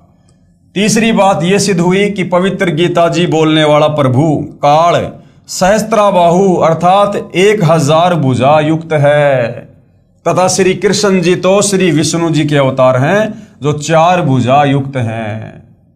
श्री विष्णु जी 16 कला युक्त हैं, तथा श्री ज्योति निरंजन अर्थात ये काल भगवान 1000 कला युक्त है। तो गीता जी अध्याय 11 श्लोक 47 में अपना काल रूप दिखाते समय जो 1000 भुजा दिखाई है, तो वो श्री कृष्ण जी नहीं थे, क्योंकि श्री कृष्ण जी विष्णु जी के अवतार हैं और विष्णु जी 16 कला के भगवान हैं। ये ज्यादा से ज्यादा 4 भुजा बना सकते हैं, इससे ज्यादा नहीं। तो 1000 भुजा वाला जिसने अर्जुन को महाभारत के युद्ध के समय विराट रूप में दर्शन दिए, वो कौन है? काल। तो गीता का ज्ञान किसने बोला? काल ने। क्यों बोला? महाभारत का युद्ध करवाने के लिए। जैसे एक बल्ब 60 वाट का होता है, एक बल्ब 100 वाट का होता है और एक बल्ब 1000 वाट का होता है। रोशनी सभी बल्बों की होती है, परंतु बहुत अंतर होता है। ठीक इसी प्रकार दोनों भगवानों की शक्ति, काल और श्री कृष्ण जी की, तथा विराट रूप का तेज भिन्न भिन्न था। इस तत्व ज्ञान के प्राप्त होने से पहले जो गीता जी के ज्ञान को समझाने वाले महात्मा जी थे, उनसे ये दास यानी गुरुदेव भगवान कह रहे हैं कि मुझे ये गीता जी का ज्ञान प्राप्त होने से पहले जब मैं अन्य धर्मगुरुओं से पूछा करता था, उनसे सवाल किया करता था कि पहले तो भगवान श्री कृष्ण जी 3 बार शांति दूत बनकर गए थे, तथा कहा था कि युद्ध करना महापाप है। जब श्री अर्जुन जी ने स्वयं युद्ध करने से मना करते हुए कहा कि हे देव की नंदन, मैं युद्ध नहीं करना चाहता, सामने खड़े सब जनों व नातियों तथा सैनिकों का होने वाला विनाश देखकर मैंने अटल फैसला कर लिया कि मुझे 3 लोक का राज्य भी प्राप्त हो तो भी मैं युद्ध नहीं करूंगा। कौन बोला? अर्जुन। मैं तो चाहता हूं कि मुझ निहत्थे को दुर्योधन आदि तीर से मार डालें, ताकि मेरी मृत्यु से युद्ध में होने वाला विनाश बच जाए। हे श्री कृष्ण, मैं युद्ध ना करके भिक्षा का अन्न खाकर भी निर्वाह करना उचित समझता हूं। हे कृष्ण, सौजनों को मारकर तो पाप को ही प्राप्त होंगे। मेरी बुद्धि काम करना बंद कर गई है। आप हमारे गुरु हो, क्योंकि श्री कृष्ण जी 5 पांडवों के गुरु थे, और मैं आपका शिष्य हूं। आप जो हमारे हित में हो वही सलाह दीजिए। परंतु मैं नहीं मानता हूं कि आपकी कोई भी सलाह मुझे युद्ध के लिए राजी कर पाएगी, अर्थात मैं युद्ध नहीं करूंगा। अर्जुन ने साफ साफ श्री कृष्ण जी को कह दिया था। इसका प्रमाण कहाँ है? प्रमाण है पवित्र गीता जी अध्याय 1 श्लोक नंबर 31 से 39 तथा 46 तथा अध्याय 2 श्लोक 5 से 8 में। फिर श्री कृष्ण जी में प्रवेश काल बार बार कह रहा है कि अर्जुन कायर मत बन। अब काल ने देखा भैया अर्जुन तो युद्ध करने के लिए बिल्कुल भी तैयार नहीं हो रहा है, और युद्ध नहीं करेगा तो फिर मेरे भोजन का क्या होगा। उसके बाद तुरंत श्री कृष्ण जी में ये काल प्रवेश कर जाता है। फिर श्री कृष्ण जी में प्रवेश काल बार बार कह रहे हैं कि अर्जुन कायर मत बन, युद्ध कर, या तो युद्ध में मारा जाकर स्वर्ग को प्राप्त होगा या युद्ध जीतकर पृथ्वी के राज्य को भोगेगा, आदि आदि कहकर ऐसा भयंकर विनाश करवा डाला जो आज तक के संत महात्माओं तथा सभ्य लोगों के चरित्र में ढूंढने से भी नहीं मिलता है। तब वे नादान गुरुजी नीम हकीम कहा करते थे कि अर्जुन क्षत्रिय धर्म को त्याग रहा था। तब वो नादान धर्मगुरु क्या कहा करते थे सवाल के जवाब में कि भाई उस समय अर्जुन अपने क्षत्रिय धर्म को त्याग रहा था, और अगर उस समय श्री कृष्ण जी अगर अर्जुन को कहकर युद्ध ना करवाते तो आने वाले समय में इस धरती पर जो है वीर पैदा होने बंद हो जाते। कि अर्जुन क्षत्रिय धर्म को त्याग रहा था, इससे क्षत्रित्व को हानि तथा सूरवीरता का सदा के लिए विनाश हो जाता।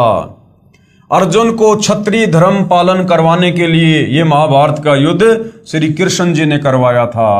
अब गुरुदेव कह रहे हैं कि पहले तो मैं उनकी इस नादानों वाली कहानी से चुप हो जाता था क्योंकि मुझे स्वयं ज्ञान नहीं था। अब भाई और बहनों ऐसी बात नहीं है कि गुरुदेव जी को ज्ञान नहीं था, लेकिन उस समय शास्त्र दिखाने का वो ठीक का समय नहीं आया था, इसलिए परमात्मा ऐसी ही लीला कर रहे थे। पुनर्विचार करें, भगवान श्री कृष्ण जी स्वयं क्षत्रिय थे। कंस के वध के उपरांत श्री अग्रसेन जी ने मथुरा की बागडोर अपने दोते श्री कृष्ण जी को संभाल दी। एक दिन नारद जी ने श्री कृष्ण जी को बताया कि निकट ही एक गुफा में एक सिद्धि युक्त राक्षस राजा मुचकंद सोया पड़ा है। वो 6 महीने सोता है तथा 6 महीने जागता है, और जागने पर 6 महीने युद्ध करता रहता है तथा 6 महीने सोने के समय यदि कोई उसकी निंद्रा भंग कर दे तो मुचकंद की आंखों से अग्निबाण छूटते हैं तथा सामने वाला तुरंत मृत्यु को प्राप्त हो जाता है। आप सावधान रहना, ये कहकर श्री नारद जी चले गए। कुछ समय के उपरांत श्री कृष्ण जी को छोटी उम्र में मथुरा के सिंहासन पर बैठा देखकर एक काल्यवन नामक राजा ने 18 करोड़ सेना लेकर मथुरा पर आक्रमण कर दिया। श्री कृष्ण जी ने देखा कि दुश्मन की सेना बहुसंख्या में है तथा न जाने कितने सैनिक मृत्यु को प्राप्त होंगे, क्यों न काल्यावन का वध मुचकंद से करवा दूं। ये विचार करके भगवान श्री कृष्ण जी ने काल्यावन को युद्ध के लिए ललकारा तथा युद्ध का मैदान छोड़कर क्षत्रिय धर्म को भूलकर विनाश टालना आवश्यक जानकर भाग लिए और उस गुफा में प्रवेश किया जिसमें मुचकंद सोया हुआ था। मुचकंद के शरीर पर अपना पीतांबर यानी वो पीली चद्दर डालकर श्री कृष्ण जी गुफा में गहरे जाकर छुप गए। पीछे पीछे काल्यावन भी उसी गुफा में प्रवेश कर गया। मुचकंद को श्री कृष्ण समझकर मुचकंद का पैर पकड़कर घुमा दिया तथा कहा कि कायर, तुझे छुपे हुए को थोड़े छोड़ूंगा। पीड़ा के कारण मुचकंद की निंद्रा भंग हुई, नेत्रों से अग्निबाण निकले तथा काल्यावन का वध हुआ। अब जो नादान धर्म गुरु सवाल करने पर कहा करते थे कि भाई अगर श्री कृष्ण जी अर्जुन को युद्ध के लिए तैयार नहीं करते तो आने वाले समय में क्षत्रित्व धर्म है वो नष्ट हो जाता, सूरवीरता नष्ट हो जाती। अब गुरुदेव ने यह कथा सुनाई है कि जब काल्यावन ने अपनी सेना लेकर मथुरा पर आक्रमण किया, उस समय मथुरा के राजा श्री कृष्ण जी थे। अब श्री कृष्ण जी ने देखा कि भैया मेरी सेना कम है, काल्यावन की ज्यादा है, अगर युद्ध हुआ तो हम हारेंगे भी और साथ में बहुत सारे सैनिक मारे जाएंगे, औरतें विधवा होंगी, बच्चे अनाथ होंगे। उस समय श्री कृष्ण जी ने अपना क्षत्रित्व धर्म त्याग कर और मुचकंद को ललकार कर और युद्ध छोड़कर भाग लिए आगे आगे श्री कृष्ण जी, पीछे पीछे काल्यावन, और काल्यावन का मुचकंद से फिर वध करवाया। और उस समय मैदान छोड़कर, वो रण का मैदान, युद्ध का मैदान छोड़कर भागने के कारण श्री कृष्ण जी को रणछोड़ दास कहा जाने लगा। रणछोड़ दास। तो भाइयों और बहनों, अगर महाभारत युद्ध के समय, अगर उस समय श्री कृष्ण जी होते, अगर उनमें काल प्रवेश ना होता, तो श्री कृष्ण जी भैया युद्ध को टालने के लिए क्षत्रित्व धर्म की भी चिंता ना करते। जब वे खुद क्षत्रित्व धर्म को त्याग कर और युद्ध को टाल सकते हैं, तो क्या महाभारत के समय वे क्षत्रित्व धर्म को छोड़कर क्या कोई और तरीका नहीं निकाल सकते थे युद्ध को टालने के लिए? श्री कृष्ण जी की कोशिश थी, चाहे कुछ भी हो, युद्ध ना हो, लेकिन ये काल जिसका कंट्रोल 21 ब्रह्मांड में सबके ऊपर है, ये ब्रह्मा विष्णु महेश भी उसके अधीन है, उसकी प्रेरणा से चलते हैं, उसके रिमोट से चलते हैं। तो जैसा इस काल ने महाभारत के युद्ध में चाहा, वैसा ही श्री कृष्ण जी ने किया, अर्थात इसने श्री कृष्ण जी के शरीर में प्रवेश करके युद्ध करवाया। काल्यावन के सैनिक तथा मंत्री अपने राजा के शव को लेकर वापस चल पड़े, क्योंकि उस समय युद्ध में राजा मर जाता था तो सेना हथियार डाल दिया करती थी। तो काल्यावन के सेनापति ने देखा भाई काल्यावन तो मर चुका है, तो उसी समय वो लोग वापस चले गए, क्योंकि युद्ध में राजा की मृत्यु सेना की हार मानी जाती थी। जाते हुए कह गए कि हम नया राजा नियुक्त करके शीघ्र ही आएंगे तथा श्री कृष्ण तुझे नहीं छोड़ेंगे। अब श्री कृष्ण जी को टेंशन हो गई। तब श्री कृष्ण जी ने अपने मुख्य अभियंता यानी चीफ इंजीनियर श्री विश्वकर्मा जी को बुलाकर कहा कि कोई ऐसा स्थान खोजो जिसके 3 तरफ समुद्र हो तथा एक ही रास्ता यानी द्वार हो, क्योंकि विश्वकर्मा जी इन देवताओं के चीफ इंजीनियर हैं। इनके निर्माण कार्य विश्वकर्मा जी अपनी सिद्धि से करते हैं। वहां पर अति शीघ्र एक द्वारिका, एक द्वार वाली नगरी बसा दो, हम शीघ्र ही यहां से प्रस्थान करेंगे। यानी झगड़े से बचने के लिए तो श्री कृष्ण जी ने मथुरा छोड़ी और द्वारिका गए। अब वो श्री कृष्ण क्या महाभारत के युद्ध में अर्जुन को डरा के, धमका के, विराट रूप दिखा के क्या वो युद्ध करवाएगा? तो ये समझाना चाह रहे हैं गुरुदेव भगवान कि वो युद्ध श्री कृष्ण जी के शरीर में प्रवेश करके इस काल ने करवाया। श्री कृष्ण जी ने कहा ये मूर्ख लोग यहां चैन से नहीं जीने देंगे। श्री कृष्ण जी इतने नेक आत्मा तथा युद्ध विपक्षी थे कि अपने क्षत्रित्व को भी दांव पर रखकर युद्ध को टाला, यानी मैदान छोड़कर भाग लिए काल्यावन के आगे। क्या फिर वही श्री कृष्ण जी अपने प्यारे साथी व संबंधी को युद्ध करने की बुरी सलाह दे सकते हैं? क्या अर्जुन को सलाह देगा वो श्री कृष्ण? तथा स्वयं युद्ध न करने का वचन करने वाले दूसरे को युद्ध की प्रेरणा दे सकते हैं?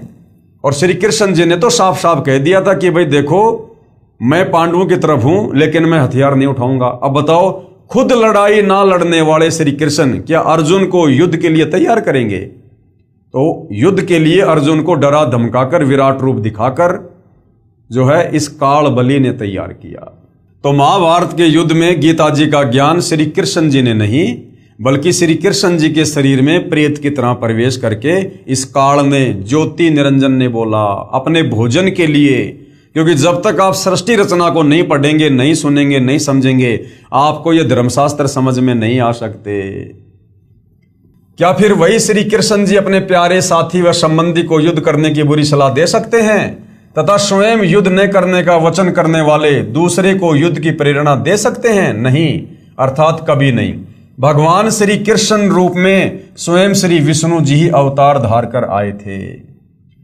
एक समय श्री भृगु ऋषि ने आराम से बैठे भगवान श्री विष्णु जी श्री कृष्ण जी के सीने में लात घात किया, अर्थात भृगु ऋषि ने श्री विष्णु जी की छाती पर लात मारी। श्री विष्णु जी ने श्री भृगु ऋषि जी के पैर को सहलाते हुए कहा कि हे ऋषिवर, आपके कोमल पैर को कहीं चोट तो नहीं आई? क्योंकि मेरा सीना तो कठोर पत्थर जैसा है। यदि श्री विष्णु जी अर्थात श्री कृष्ण जी युद्ध प्रिय होते तो सुदर्शन चक्र से श्री भृगु जी के इतने टुकड़े कर सकते थे कि गिनती भी नहीं होती। इसलिए अर्जुन को डरा धमकाकर महाभारत के युद्ध में लड़ाई के लिए, युद्ध के लिए श्री कृष्ण जी ने तैयार नहीं किया, बल्कि श्री कृष्ण जी के शरीर में प्रेत की भांति प्रवेश करके इस काल ने, ज्योति निरंजन ने किया। वास्तविकता ये है कि काल भगवान जो 21 ब्रह्मांड का प्रभु है, मालिक है, उसने प्रतिज्ञा की है कि मैं अपने शरीर में व्यक्त यानी मानव सदृश से अपने वास्तविक रूप में सबके सामने नहीं आऊंगा, यानी किसी को दर्शन नहीं दूंगा। उसी ने सूक्ष्म शरीर बनाकर प्रेत की तरह श्री कृष्ण जी के शरीर में प्रवेश करके पवित्र गीता जी का ज्ञान तो सही यानी वेदों का सार कहा, परंतु युद्ध करवाने के लिए अटकलबाजी में भी कसर नहीं छोड़ी। काल अर्थात ब्रह्म कौन है ये जानने के लिए पढ़िए सृष्टि रचना, इसी पुस्तक ज्ञान गंगा के पेज नंबर 22 से 74 तक, जो कि हम पहले अच्छी प्रकार से पढ़ चुके हैं। क्योंकि सृष्टि रचना को पढ़े बिना हमें नहीं पता चलेगा कि ये काल क्यों है, ये काल क्यों बना, इसको 1 लाख मानव शरीरधारी आत्माओं का भोजन करने का श्राप क्यों लगा, और ये क्यों अपने वास्तविक काल रूप में किसी को दर्शन नहीं देता, क्यों इसने महाभारत के युद्ध के समय श्री कृष्ण जी के शरीर में प्रेत की भांति प्रवेश करना पड़ा। तो सृष्टि रचना से हमें इसका ज्ञान होगा। जब तक महाभारत का युद्ध समाप्त नहीं हुआ तब तक ज्योति निरंजन अर्थात काल ब्रह्म, जिसको क्षर पुरुष भी कहते हैं, क्षर मानी नासवान, ये मरता है और जन्मता है, ये श्री कृष्ण जी के शरीर में प्रवेश कर रहा तथा युधिष्ठिर जी से झूठ बुलवाया कि कह दो कि अश्वत्थामा मर गया। भीम के पोते तथा घटोत्कच के पुत्र बबरूभान का यानी श्याम जी का शीश कटवाया तथा स्वयं रथ के पहिए को हथियार रूप में उठाया, जबकि श्री कृष्ण जी ने तो प्रतिज्ञा की थी कि मैं युद्ध में हथियार नहीं उठाऊंगा। लेकिन उस समय श्री कृष्ण जी के शरीर में प्रवेश करके इस काल ने, ज्योति निरंजन ने रथ के पहिए को हथियार के रूप में प्रयोग करके और लाखों लोगों को मौत के घाट उतारा। ये सर्व काल ही का किया कराया उपद्रव था, प्रभु श्री कृष्ण जी का नहीं। महाभारत का युद्ध समाप्त होते ही काल भगवान श्री कृष्ण जी के शरीर से निकल गया। श्री कृष्ण जी ने श्री युधिष्ठिर जी को इंद्रप्रस्थ यानी दिल्ली की राजगद्दी पर बैठाकर स्वयं द्वारिका जाने को कहा। अब महाभारत का युद्ध हो गया, पांडव मर गए, कौरव जीत गए, सेना सारी मर गई, थोड़े बहुत जो बचे थे वो थे। उसके बाद में श्री कृष्ण जी ने, क्योंकि युद्ध करवाकर काल तो श्री कृष्ण जी के शरीर से निकल गया, वो तो चला गया अपने 21वें ब्रह्मांड में अपनी तपस्या पर भून भून कर खाने के लिए। तो उसके बाद पांडवों के सबसे बड़े भाई युधिष्ठिर को श्री कृष्ण जी ने दिल्ली की गद्दी पर बैठा दिया, राजा बना दिया और कहा कि भाई देखो अब मैं द्वारिका जाऊंगा, क्योंकि श्री कृष्ण जी को पता था कि वो काल्यावन फिर से आएगा और फिर से मारकाट मचाएगा। तो अपनी सारी सेना और मथुरा वासियों को लेकर श्री कृष्ण जी द्वारिका जाने वाले थे। उससे पहले क्या होता है, तब अर्जुन आदि ने प्रार्थना की कि हे श्री कृष्ण जी, आप हमारे पूज्य गुरुदेव हो, हमें एक सत्संग सुनाकर जाना ताकि हम आपके सद्वचनों पर चलकर अपना आत्म कल्याण कर सकें। ये प्रार्थना स्वीकार करके श्री कृष्ण जी ने तिथि, समय तथा स्थान निहित कर दिया। निश्चित तिथि को श्री अर्जुन ने भगवान श्री कृष्ण जी से कहा कि प्रभु आज वही पवित्र गीता जी का ज्ञान ज्यों का त्यों सुनाना, क्योंकि मैं बुद्धि के दोष से भूल गया हूं। अब अर्जुन ने क्या कहा श्री कृष्ण जी से कि भगवान आज आप हमें अपने सत्संग के माध्यम से वही ज्ञान सुनाना जो ज्ञान आपने महाभारत के युद्ध के समय मुझे दिया था, गीता जी वाला, क्योंकि उस समय बुद्धि दोष के कारण, उस युद्ध के कारण मैं उस ज्ञान को याद नहीं रख पाया। तो श्री कृष्ण जी क्या कह रहे हैं भाई और बहनों, अगर वो ज्ञान श्री कृष्ण जी ने सुनाया होता तो श्री कृष्ण जी ये बात ना बोलते कि अर्जुन वो ज्ञान अब मुझे भी याद नहीं है। देखना, तब श्री कृष्ण जी ने कहा कि हे अर्जुन, तू निश्चय ही बड़ा श्रद्धाहीन है, तेरी बुद्धि अच्छी नहीं है, ऐसे पवित्र ज्ञान को तू क्यों भूल गया। फिर स्वयं कहा कि अब उस पूरे गीता ज्ञान को मैं भी नहीं कह सकता, अर्थात मुझे भी ज्ञान नहीं है। कहा कि उस समय तो मैंने योग युगत होकर बोला था। श्री कृष्ण जी क्या कह रहे हैं कि उस समय वो ज्ञान मैंने योग युगत होकर बोला था। झूठे नंबर बना रहे हैं अपने। अरे जो व्यक्ति युद्ध के समय जहां ऐसा डरावना माहौल होता है, शोर शराबा होता है, जो युद्ध के बीच में योग युगत हो सकता है, तो इस समय तो महल में बैठे हैं, शांति है। ऐसे माहौल में तो 2 मिनट में फिर से योग युगत हुआ जा सकता है। तो वो ज्ञान श्री कृष्ण जी ने नहीं बोला। अगर श्री कृष्ण जी ने बोला होता तो उस ज्ञान को चाहे 50 बार सुन लो, जो का त्यों सुना देते, जो क्या त्यों। तो श्री कृष्ण जी ने क्या कहा कि तेरी बुद्धि अच्छी नहीं है, ऐसे पवित्र ज्ञान को तो क्यों भूल गया। फिर स्वयं कहा कि अब उस पूरे गीता ज्ञान को मैं भी नहीं कह सकता, अर्थात मुझे ज्ञान नहीं। कहा कि उस समय तो मैं योग युगत होकर बोला था। अब भाई और बहनों, विचारणीय विषय है कि यदि भगवान श्री कृष्ण जी युद्ध के समय यानी ऐसे शोर शराबे में अगर योग युगत हुए होते तो शांति समय में योग युगत होना कठिन नहीं था। अरे इस समय तो महल में बैठे हैं, सत्संग करने के लिए बैठे हैं महल में शांति से। जब युद्ध के समय योग युगत हो सकते हैं तो अब योग युगत होने में क्या दिक्कत है। जबकि श्री व्यास जी ने वही पवित्र गीता जी का ज्ञान वर्षों उपरांत जो का त्यों लिपिबद्ध कर दिया। उस समय वह ब्रह्म यानी काल ज्योति निरंजन श्री व्यास जी के शरीर में प्रवेश कर गया तथा पवित्र श्री मद् भगवत गीता जी को लिपिबद्ध करवा दिया, जो अब आपके कर कमलों में है।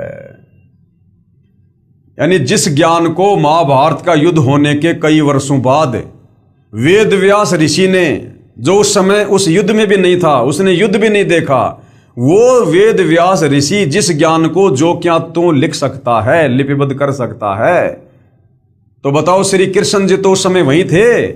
और श्री कृष्ण जी अगर वो ज्ञान दे रहे होते तो दोबारा से उस ज्ञान को बताने में उनको क्या दिक्कत थी।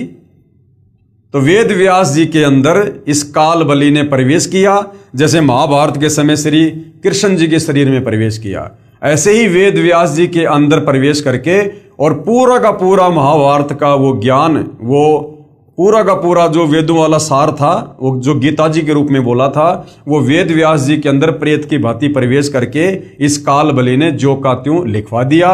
जिस वेद व्यास का महाभारत से कोई लेना देना नहीं था, जो उस समय युद्ध में भी नहीं था। तो अगर श्री कृष्ण जी ने ये ज्ञान बोला होता तो श्री कृष्ण जी सत्संग करते समय वो ज्ञान जो का त्यों सुना सकते थे। लेकिन श्री कृष्ण जी कह रहे हैं भैया मुझे भी याद नहीं है, अब मैं जो का त्यों नहीं कह सकता। प्रमाण के लिए संक्षिप्त महाभारत पेज नंबर 667 तथा पुराणे के पेज नंबर 1531 पर देखिएगा। ये संस्कृत भाषा है, आपको हिंदी पर लेकर चलते हैं। भगवान बोले यानी श्री कृष्ण जी बोले, वह सब का सब उसी रूप में फिर दोहरा देना अब मेरे वश की बात नहीं है कि अर्जुन, अब वो ज्ञान जो का त्यों तेरे को सुना देना मेरे बस की बात नहीं है। उस समय मैंने योग युगत होकर परमात्म तत्व का वर्णन किया था। यह संक्षिप्त महाभारत द्वितीय भाग के पेज नंबर 1531 से। श्री कृष्ण का अर्जुन से गीता का विषय पूछना, सिद्ध महर्षि वैशंपायन और कश्यप का संवाद। पांडु नंदन अर्जुन श्री कृष्ण के साथ रहकर बहुत प्रसन्न थे। उन्होंने एक बार उस रमणीय सभा की ओर दृष्टि डालकर भगवान से यह वचन कहा, हे देवकी नंदन अर्थात श्री कृष्ण, जब युद्ध का अवसर उपस्थित था, यानी जब हम महाभारत के युद्ध में थे, उस समय मुझे आपके महात्म्य ज्ञान और ईश्वरीय स्वरूप का दर्शन हुआ था। किंतु केशव, आपने शनिवश पहले मुझे जो ज्ञान का उपदेश किया था वह सब इस समय बुद्धि के दोष से भूल गया हूं। यानी महाभारत के समय जो ज्ञान आपने दिया था, क्योंकि अर्जुन तो यही समझ रहा था कि श्री कृष्ण ने ज्ञान दिया है, जबकि श्री कृष्ण जी के अंदर वो काल था। तो अर्जुन कह रहा कि मैं अपनी बुद्धि दोष के कारण यानी उस डर के कारण उस ज्ञान को मैं भूल गया हूं। उन विषयों को यानी उस ज्ञान को सुनने के लिए बारंबार मेरे मन में जिज्ञासा होती है, उत्कंठा होती है। इधर आप जल्द ही द्वारिका जाने वाले हैं, इसलिए पुनः वह सब विषय यानी वो ज्ञान मुझे सुना दीजिए। यानी द्वारिका जाने से पहले पहले आप मुझे वो ज्ञान सुना दो। वैशंपायन जी कहते हैं, अर्जुन के ऐसा कहने पर वक्ताओं में श्रेष्ठ महातेजस्वी भगवान श्री कृष्ण उन्हें गले से लगाकर इस प्रकार उत्तर दिया। श्री कृष्ण जी बोले, अर्जुन, उस समय मैंने तुम्हें अत्यंत गोपनीय विषय का श्रवण कराया था। यानी झूठे नंबर बना रहे हैं श्री कृष्ण जी। अपने स्वरूप भूत धर्म सनातन पुरुषोत्तम तत्व का परिचय दिया था और शुक्ल कृष्ण गति का निरूपण करते हुए नित्य लोकों का भी वर्णन किया था। किंतु तुमने जो अपनी नासमझी के कारण उस उपदेश को यानी ज्ञान को याद नहीं रखा, ये जानकर मुझे बड़ा खेद हुआ। उन बातों का अब पूरा पूरा स्मरण होना संभव नहीं जान पड़ता। यानी अब वो ज्ञान जो क्या तो मैं भी नहीं सुना सकता। हे पांडुनंदन, निश्चय ही तुम बड़े श्रद्धाहीन हो, यानी तुमने उस ज्ञान को याद नहीं रखा, तुम्हारी बुद्धि अच्छी नहीं जान पड़ती। अब बताओ, अर्जुन को तो धमका रहा है कि तेरी बुद्धि अच्छी नहीं है, और खुद कह रहा कि मुझे भी याद नहीं है, खुद कह रहा कि अब मैं भी नहीं सुना सकता। अरे भैया, जब तू नहीं सुना सकता तो अर्जुन का क्या दोष है जो याद नहीं रख सका? तो सारा खेल भाई और बहनों ये काल का था। अब मेरे लिए उस उपदेश को यानी ज्ञान को ज्यों का त्यों दोहरा देना कठिन है, क्योंकि उस समय योग युगत होकर मैंने परमात्म तत्व का वर्णन किया था। तो भैया अब हो जाओ योग युगत। जब युद्ध में समाधि लगा सकते हो, ध्यान लगा सकते हो, तो अब तो महल में बैठे हो, शांति है, अब योग युगत होना कौन सी बड़ी बात है। लेकिन जब वो ज्ञान श्री कृष्ण जी ने बोला ही नहीं तो श्री कृष्ण जी भला सुनाएंगे क्या? इसलिए अटपट कर रहे हैं। अधिक जानकारी के लिए पढ़िए संक्षिप्त महाभारत द्वितीय भाग। विचार करें, उपरोक्त महाभारत के लेखों व श्री विष्णु पुराण के लेखों व श्रीमद् भगवद गीता जी के लेखों से प्रमाणों से सिद्ध हुआ कि श्री कृष्ण जी ने श्रीमद् भगवद गीता जी का ज्ञान नहीं बोला। ये तो काल रूपी ब्रह्म ज्योति निरंजन अर्थात महाविष्णु जी ने प्रेतवत श्री कृष्ण जी के शरीर में प्रवेश होकर बोला। विष्णु ने नहीं, महाविष्णु, क्योंकि ये काल महाविष्णु का रूप धारण करके और अपनी पत्नी दुर्गा के साथ शारीरिक संबंध बना के जिस पुत्र की उत्पत्ति करता है उसका नाम आगे चलकर विष्णु होता है। तो महाविष्णु, महाब्रह्मा, महाशंकर रूप में ये काल रूप धारण करके एक ब्रह्मांड में गुप्त स्थान पर रहता है।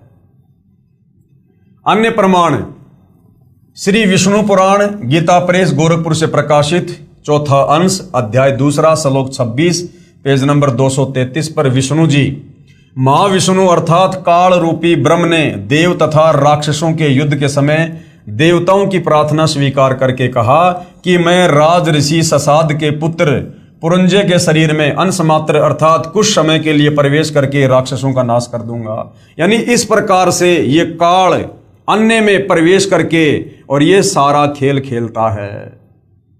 दूसरा प्रमाण कि यह काल कैसे दूसरे के शरीर में प्रवेश करके अपना कार्य करता है।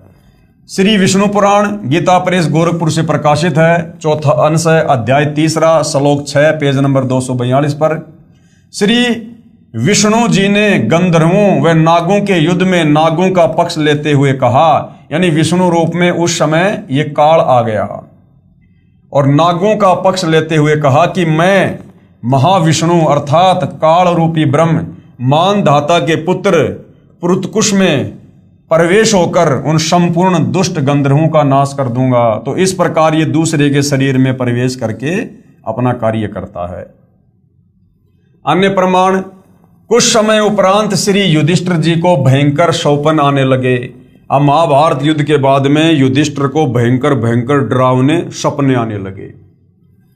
श्री कृष्ण जी से कारण तथा समाधान पूछा तो बताया कि तुमने युद्ध में जो पाप किए ना वह नरसंहार का दोष है, तुम्हें दुखदाई हो रहा है, इसके लिए एक यज्ञ करो। श्री कृष्ण जी के मुख कमल से ये वचन सुनकर श्री अर्जुन को बहुत दुख हुआ तथा मन ही मन विचार करने लगा कि भगवान श्री कृष्ण जी पवित्र गीता बोलते समय तो कह रहे थे कि अर्जुन तुम्हें कोई पाप नहीं लगेगा, तू युद्ध कर ले। इसका प्रमाण कहाँ है? गीता अध्याय 2 श्लोक नंबर 37 और 38 में कि अर्जुन तू युद्ध कर, तुझे पाप नहीं लगेगा, तेरे दोनों हाथों में लड्डू हैं। अगर युद्ध में मारा गया तो तू स्वर्ग में राज करेगा, जीत गया तो धरती पर राज करेगा।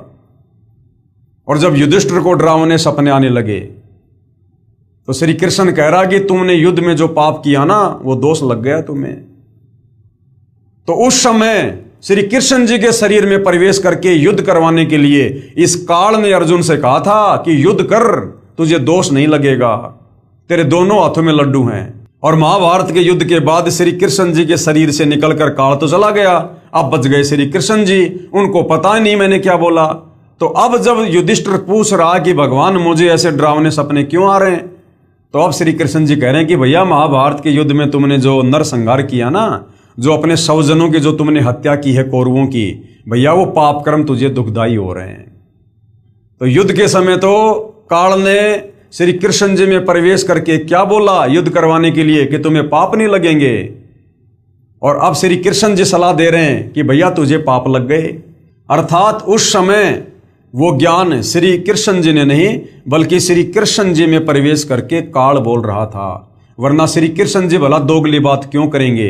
युद्ध करवाने के लिए तो कुछ कहेंगे और युद्ध के बाद में कुछ कहेंगे।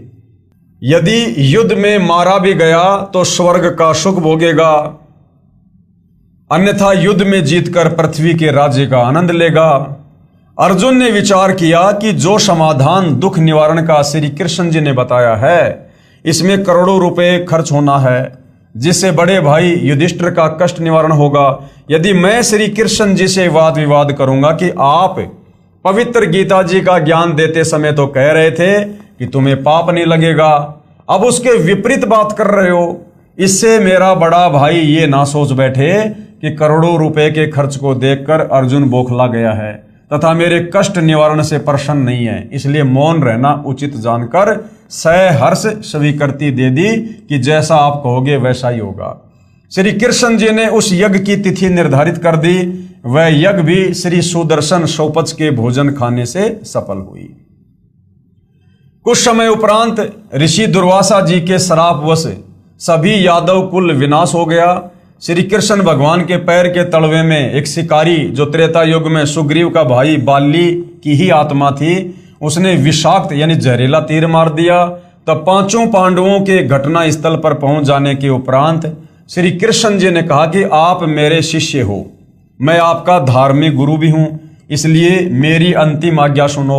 एक तो ये है कि अर्जुन द्वारिका की सभी स्त्रियों को इंद्रप्रस्थ यानी दिल्ली ले जाना, क्योंकि यहां कोई नर नहीं बचा है, क्योंकि सारे के सारे 56 करोड़ यादव मर गए थे आपस में कट कट के दुर्वासा के श्राप के कारण। तथा दूसरे, आप सभी पांडव राज्य त्याग कर हिमालय में साधना करके शरीर को गला देना। और दूसरा क्या आदेश दिया श्री कृष्ण जी ने कि आप पांचों पांडव राज्य को छोड़कर हिमालय में चले जाना, वहां पर तपस्या करना और शरीर को गला के नष्ट कर देना।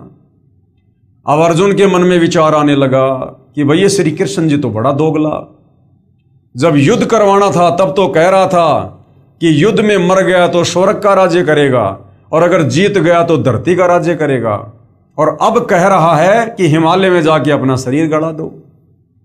तो श्री अर्जुन से रहा नहीं गया और उसने फिर सवाल पूछ ही लिया कि भगवान आप ये दोगले वचन क्यों कह रहे हो? युद्ध के समय तो कह रहे थे कि तुझे धरती का राज्य मिलेगा, तुझे सुख मिलेगा, और अब कह रहे हो कि राज्य को छोड़कर हिमालय में जाके गड़ जाओ, तुम्हारे ऊपर महाभारत के पाप बहुत ज्यादा हैं। उस समय श्री कृष्ण हकीकत बता रहा है कि भाई मुझे कुछ नहीं पता मैंने युद्ध के समय क्या कहा था और क्या नहीं कहा था। भाई कोई और ही बला, कोई और ही शक्ति थी जो सब कुछ कह रही थी, लेकिन अब मैं जो कह रहा हूं वो बिल्कुल हकीकत है। इस राज्य को त्याग कर हिमालय में जाकर गड़ के शरीर त्याग दो। तथा दूसरे, आप सभी पांडव राज्य त्याग कर हिमालय में साधना करके शरीर को गड़ा देना, क्योंकि तुमने महाभारत के युद्ध के दौरान जो हत्याएं की थी, तुम्हारे सिर पर वह पाप बहुत भयंकर है।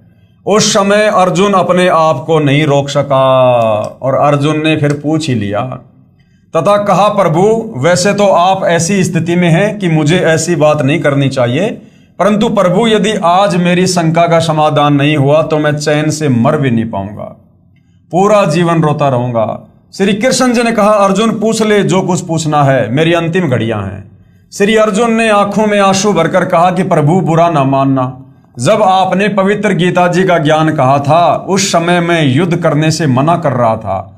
आपने कहा था कि अर्जुन तेरे दोनों हाथों में लड्डू हैं, यदि युद्ध में मारा गया तो स्वर्ग को प्राप्त होगा और यदि विजय हुआ तो पृथ्वी का राज्य भोगेगा तथा तुम्हें कोई पाप नहीं लगेगा। हमने आप ही की देख रेख व आज्ञा अनुसार युद्ध किया। इसका प्रमाण कहाँ है? गीता अध्याय 2 श्लोक नंबर 37 और 38 की अर्जुन तेरे दोनों हाथों में लड्डू हैं। तो अर्जुन कहता है, हे भगवान हमारे को तो एक हाथ में भी लड्डू नहीं रहा, ना तो हम युद्ध में मरे जो हम स्वर्ग में जाते, और अब आप हमारे को धरती का राज्य भी नहीं भोगने दे रहे, कह रहे हो कि राज्य छोड़कर हिमालय में जाके तपस्या करके गड़ के मर जाओ। हमारे तो एक हाथ में भी लड्डू नहीं रहा, न तो युद्ध में मरकर स्वर्ग प्राप्ति हुई तथा अब राज्य त्यागने का आदेश आप दे रहे हैं। न ही पृथ्वी के राज्य का आनंद ही भोग पाए। ऐसा छल युक्त व्यवहार करने में आपका क्या स्वार्थ था? यानी आपने हमारे साथ में ऐसा धोखा क्यों किया? अर्जुन के मुख से ये वचन सुनकर युधिष्ठिर जी ने कहा कि अर्जुन, ऐसी स्थिति में जबकि भगवान अंतिम श्वास गिन रहे हैं, आपका शिष्टाचार रहित व्यवहार शोभा नहीं देता। श्री कृष्ण जी ने कहा, अर्जुन, आज मैं अंतिम स्थिति में हूं और तुम मेरे अत्यंत प्रिय हो। आज वास्तविकता बताता हूं कि कोई खलनायक जैसी और शक्ति है। अब हकीकत बता रहे श्री कृष्ण जी कि भैया कोई और ही है शक्ति खलनायक जैसी। मैंने कुछ नहीं कहा, मैंने कुछ नहीं बोला। कोई खलनायक जैसी और शक्ति है जो अपने को यंत्र की तरह नचाती रही। यानी युद्ध के समय मेरे में प्रवेश करके कोई और ही शक्ति थी जो यंत्र की भांति नचाती रही। मुझे कुछ मालूम नहीं मैंने गीता जी में क्या बोला था, परंतु अब मैं जो कह रहा हूं वह तुम्हारे हित में है। श्री कृष्ण जी ये वचन अश्रु युक्त नेत्रों से कहकर प्राण त्याग गए। उपरोक्त विवरण से सिद्ध हुआ कि पवित्र गीता जी का ज्ञान श्री कृष्ण जी ने नहीं कहा, ये तो ब्रह्म यानी ज्योति निरंजन काल ने बोला है, जो 21 ब्रह्मांड का स्वामी है। अब ये काल कौन है, इसका नाम काल क्यों पड़ा, ये ऐसे भयानक काम क्यों करता है, लोगों को धोखा क्यों देता है, इसके लिए आपने सृष्टि रचना को अच्छे से पढ़ना पड़ेगा। काल अर्थात ब्रह्म कौन है, ये जानने के लिए कृपया पढ़ें इसी पुस्तक में पेज नंबर 22 से 74 तक सृष्टि रचना को।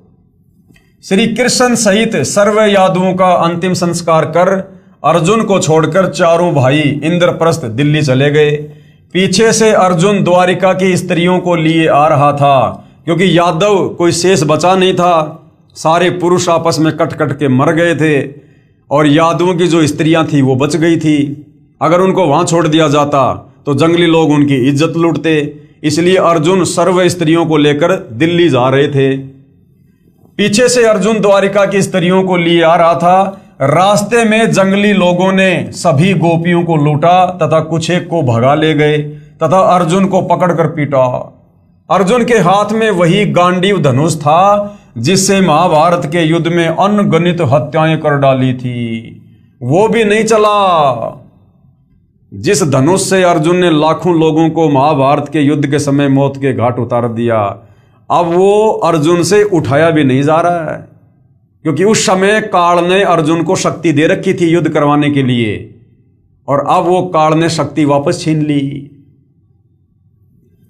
तब अर्जुन ने कहा कि यह श्री कृष्ण वास्तव में झूठा तथा कपटी था, क्योंकि भाई और बहनों वास्तविकता से अर्जुन भी परिचित नहीं था, इसलिए वो श्री कृष्ण जी को ही झूठा कह रहा है, कपटी कह रहा है, जबकि सारा का सारा खेल वो काल खेल रहा था। जब युद्ध में पाप करवाना था तब तो मुझे शक्ति प्रदान कर दी, एक तीर से सैकड़ों योद्धाओं को मार गिराता था, और आज वह शक्ति छीन ली, खड़ा खड़ा पिट रहा हूं। इसी विषय में पूर्ण ब्रह्म कबीर साहिब कबीर देव जी का कहना है कि श्री कृष्ण जी कपटी व झूठे नहीं थे, ये सारा जुल्म ये काल ज्योति निरंजन कर रहा है। जब तक ये आत्मा कबीर परमेश्वर अर्थात सत्य पुरुष की शरण में पूरे संत तत्वदर्शी के माध्यम से नहीं आ जाएगी, तब तक काल इसी तरह कष्ट पर कष्ट देता रहेगा।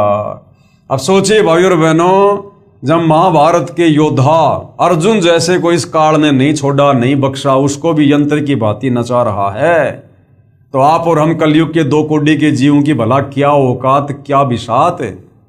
यदि हम समय रहते जगत गुरु तत्वदर्शी सतगुरु रामपाल जी की शरण प्राप्त करके सत भक्ति पर नहीं लगेंगे तो, और जिस दिन हम जगत गुरु तत्वदर्शी सतगुरु रामपाल जी की शरण में आ जाएंगे और मर्यादा में रहकर भक्ति करेंगे, ये काल जो 21 ब्रह्मांड का स्वामी है, जो श्री कृष्ण जी को भी यंत्र की भांति नचाता है, ब्रह्मा विष्णु महेश की भी जिसने चक्री बांध रखी है, ये आप और हम भक्तों से 100 कदम दूर खड़ा रहेगा, 100 कदम दूर, क्योंकि हम पूर्ण समर्थ कबीर भगवान जो वर्तमान में सतगुरु रामपाल जी के नाम से धरती पर प्रकट हैं, हम उनकी शरण में हैं, और इनसे बढ़कर समर्थ धरती पर और कोई नहीं है।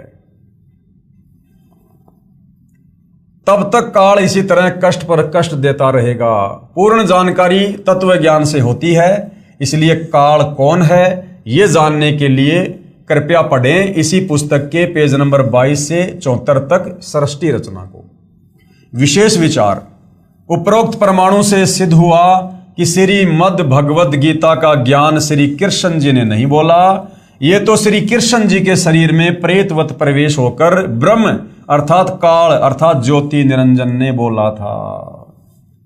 तो भाइयों और बहनों, इस रहस्य से, तत्वदर्शी संत के अभाव से, सदियों से, सतयुग से पर्दा पड़ा हुआ था। तत्व ज्ञान के अभाव में हमारे नादान धर्मगुरु भले वो संस्कृत के विद्वान थे, चारों वेदों को जिसने याद कर रखा था वो चतुर्वेदी कहलाता था, जिसने 3 वेदों को याद कर रखा था वो त्रिवेदी कहलाता था, जिसने 2 वेदों को घोट रखा था वो द्विवेदी कहलाता था। लेकिन ये लोग तत्व ज्ञान के अभाव में हमें धर्मशास्त्रों का सूक्ष्म ज्ञान निष्कर्ष निकाल कर नहीं बता पाए, जो निष्कर्ष अब सतगुरु रामपाल जी बता रहे हैं, और पूरा निष्कर्ष निकाल कर अपने सत्संगों में डाल दिया, अपनी पुस्तकों में डाल दिया। अब यदि आवश्यकता है तो जगत गुरु तत्वदर्शी सतगुरु रामपाल जी के तत्व ज्ञान युक्त सत्संगों को सुनने की आवश्यकता है। तो भाइयों और बहनों, अब जिस रहस्य से पर्दा उठ चुका है कि वास्तव में भगवान कौन है, कैसा है, कहाँ रहता है और कैसे मिलता है, और कैसे हम इस काल के द्वारा लगाए गए क्रम बंधनों से छूटकर वापस अपने निज घर सतलोक जा सकते हैं, अन्यथा हम यहीं पर कर्मों का दंड भोगेंगे। जैसे अंत में 5 पांडवों ने राज्य त्याग कर हिमालय में जाकर तपस्या करके शरीर को गड़ाकर और दुर्गति से अपनी मृत्यु को गले लगाया, और उसके बाद में उनको नरक में ठोक दिया गया, नरक में इसी काल के द्वारा। तो भाइयों और बहनों, यदि आप और हम समर्थ की शरण में आकर सत भक्ति नहीं करेंगे तो आप और हमारे तो कहीं पैर भी टिके दिखाई नहीं देंगे, कहीं पैर भी, ये तो सीधा नरक में ठोकेगा, फिर लग 84 योनियों में। तो भाइयों और बहनों, अध्यात्म को, भक्ति मार्ग को समझने के लिए इन धर्म शास्त्रों को समझना, इनकी जानकारी होना बहुत जरूरी है। और ये जानकारी यदि हमारे नादान धर्मगुरु दे पाते तो आज से पहले दे चुके होते।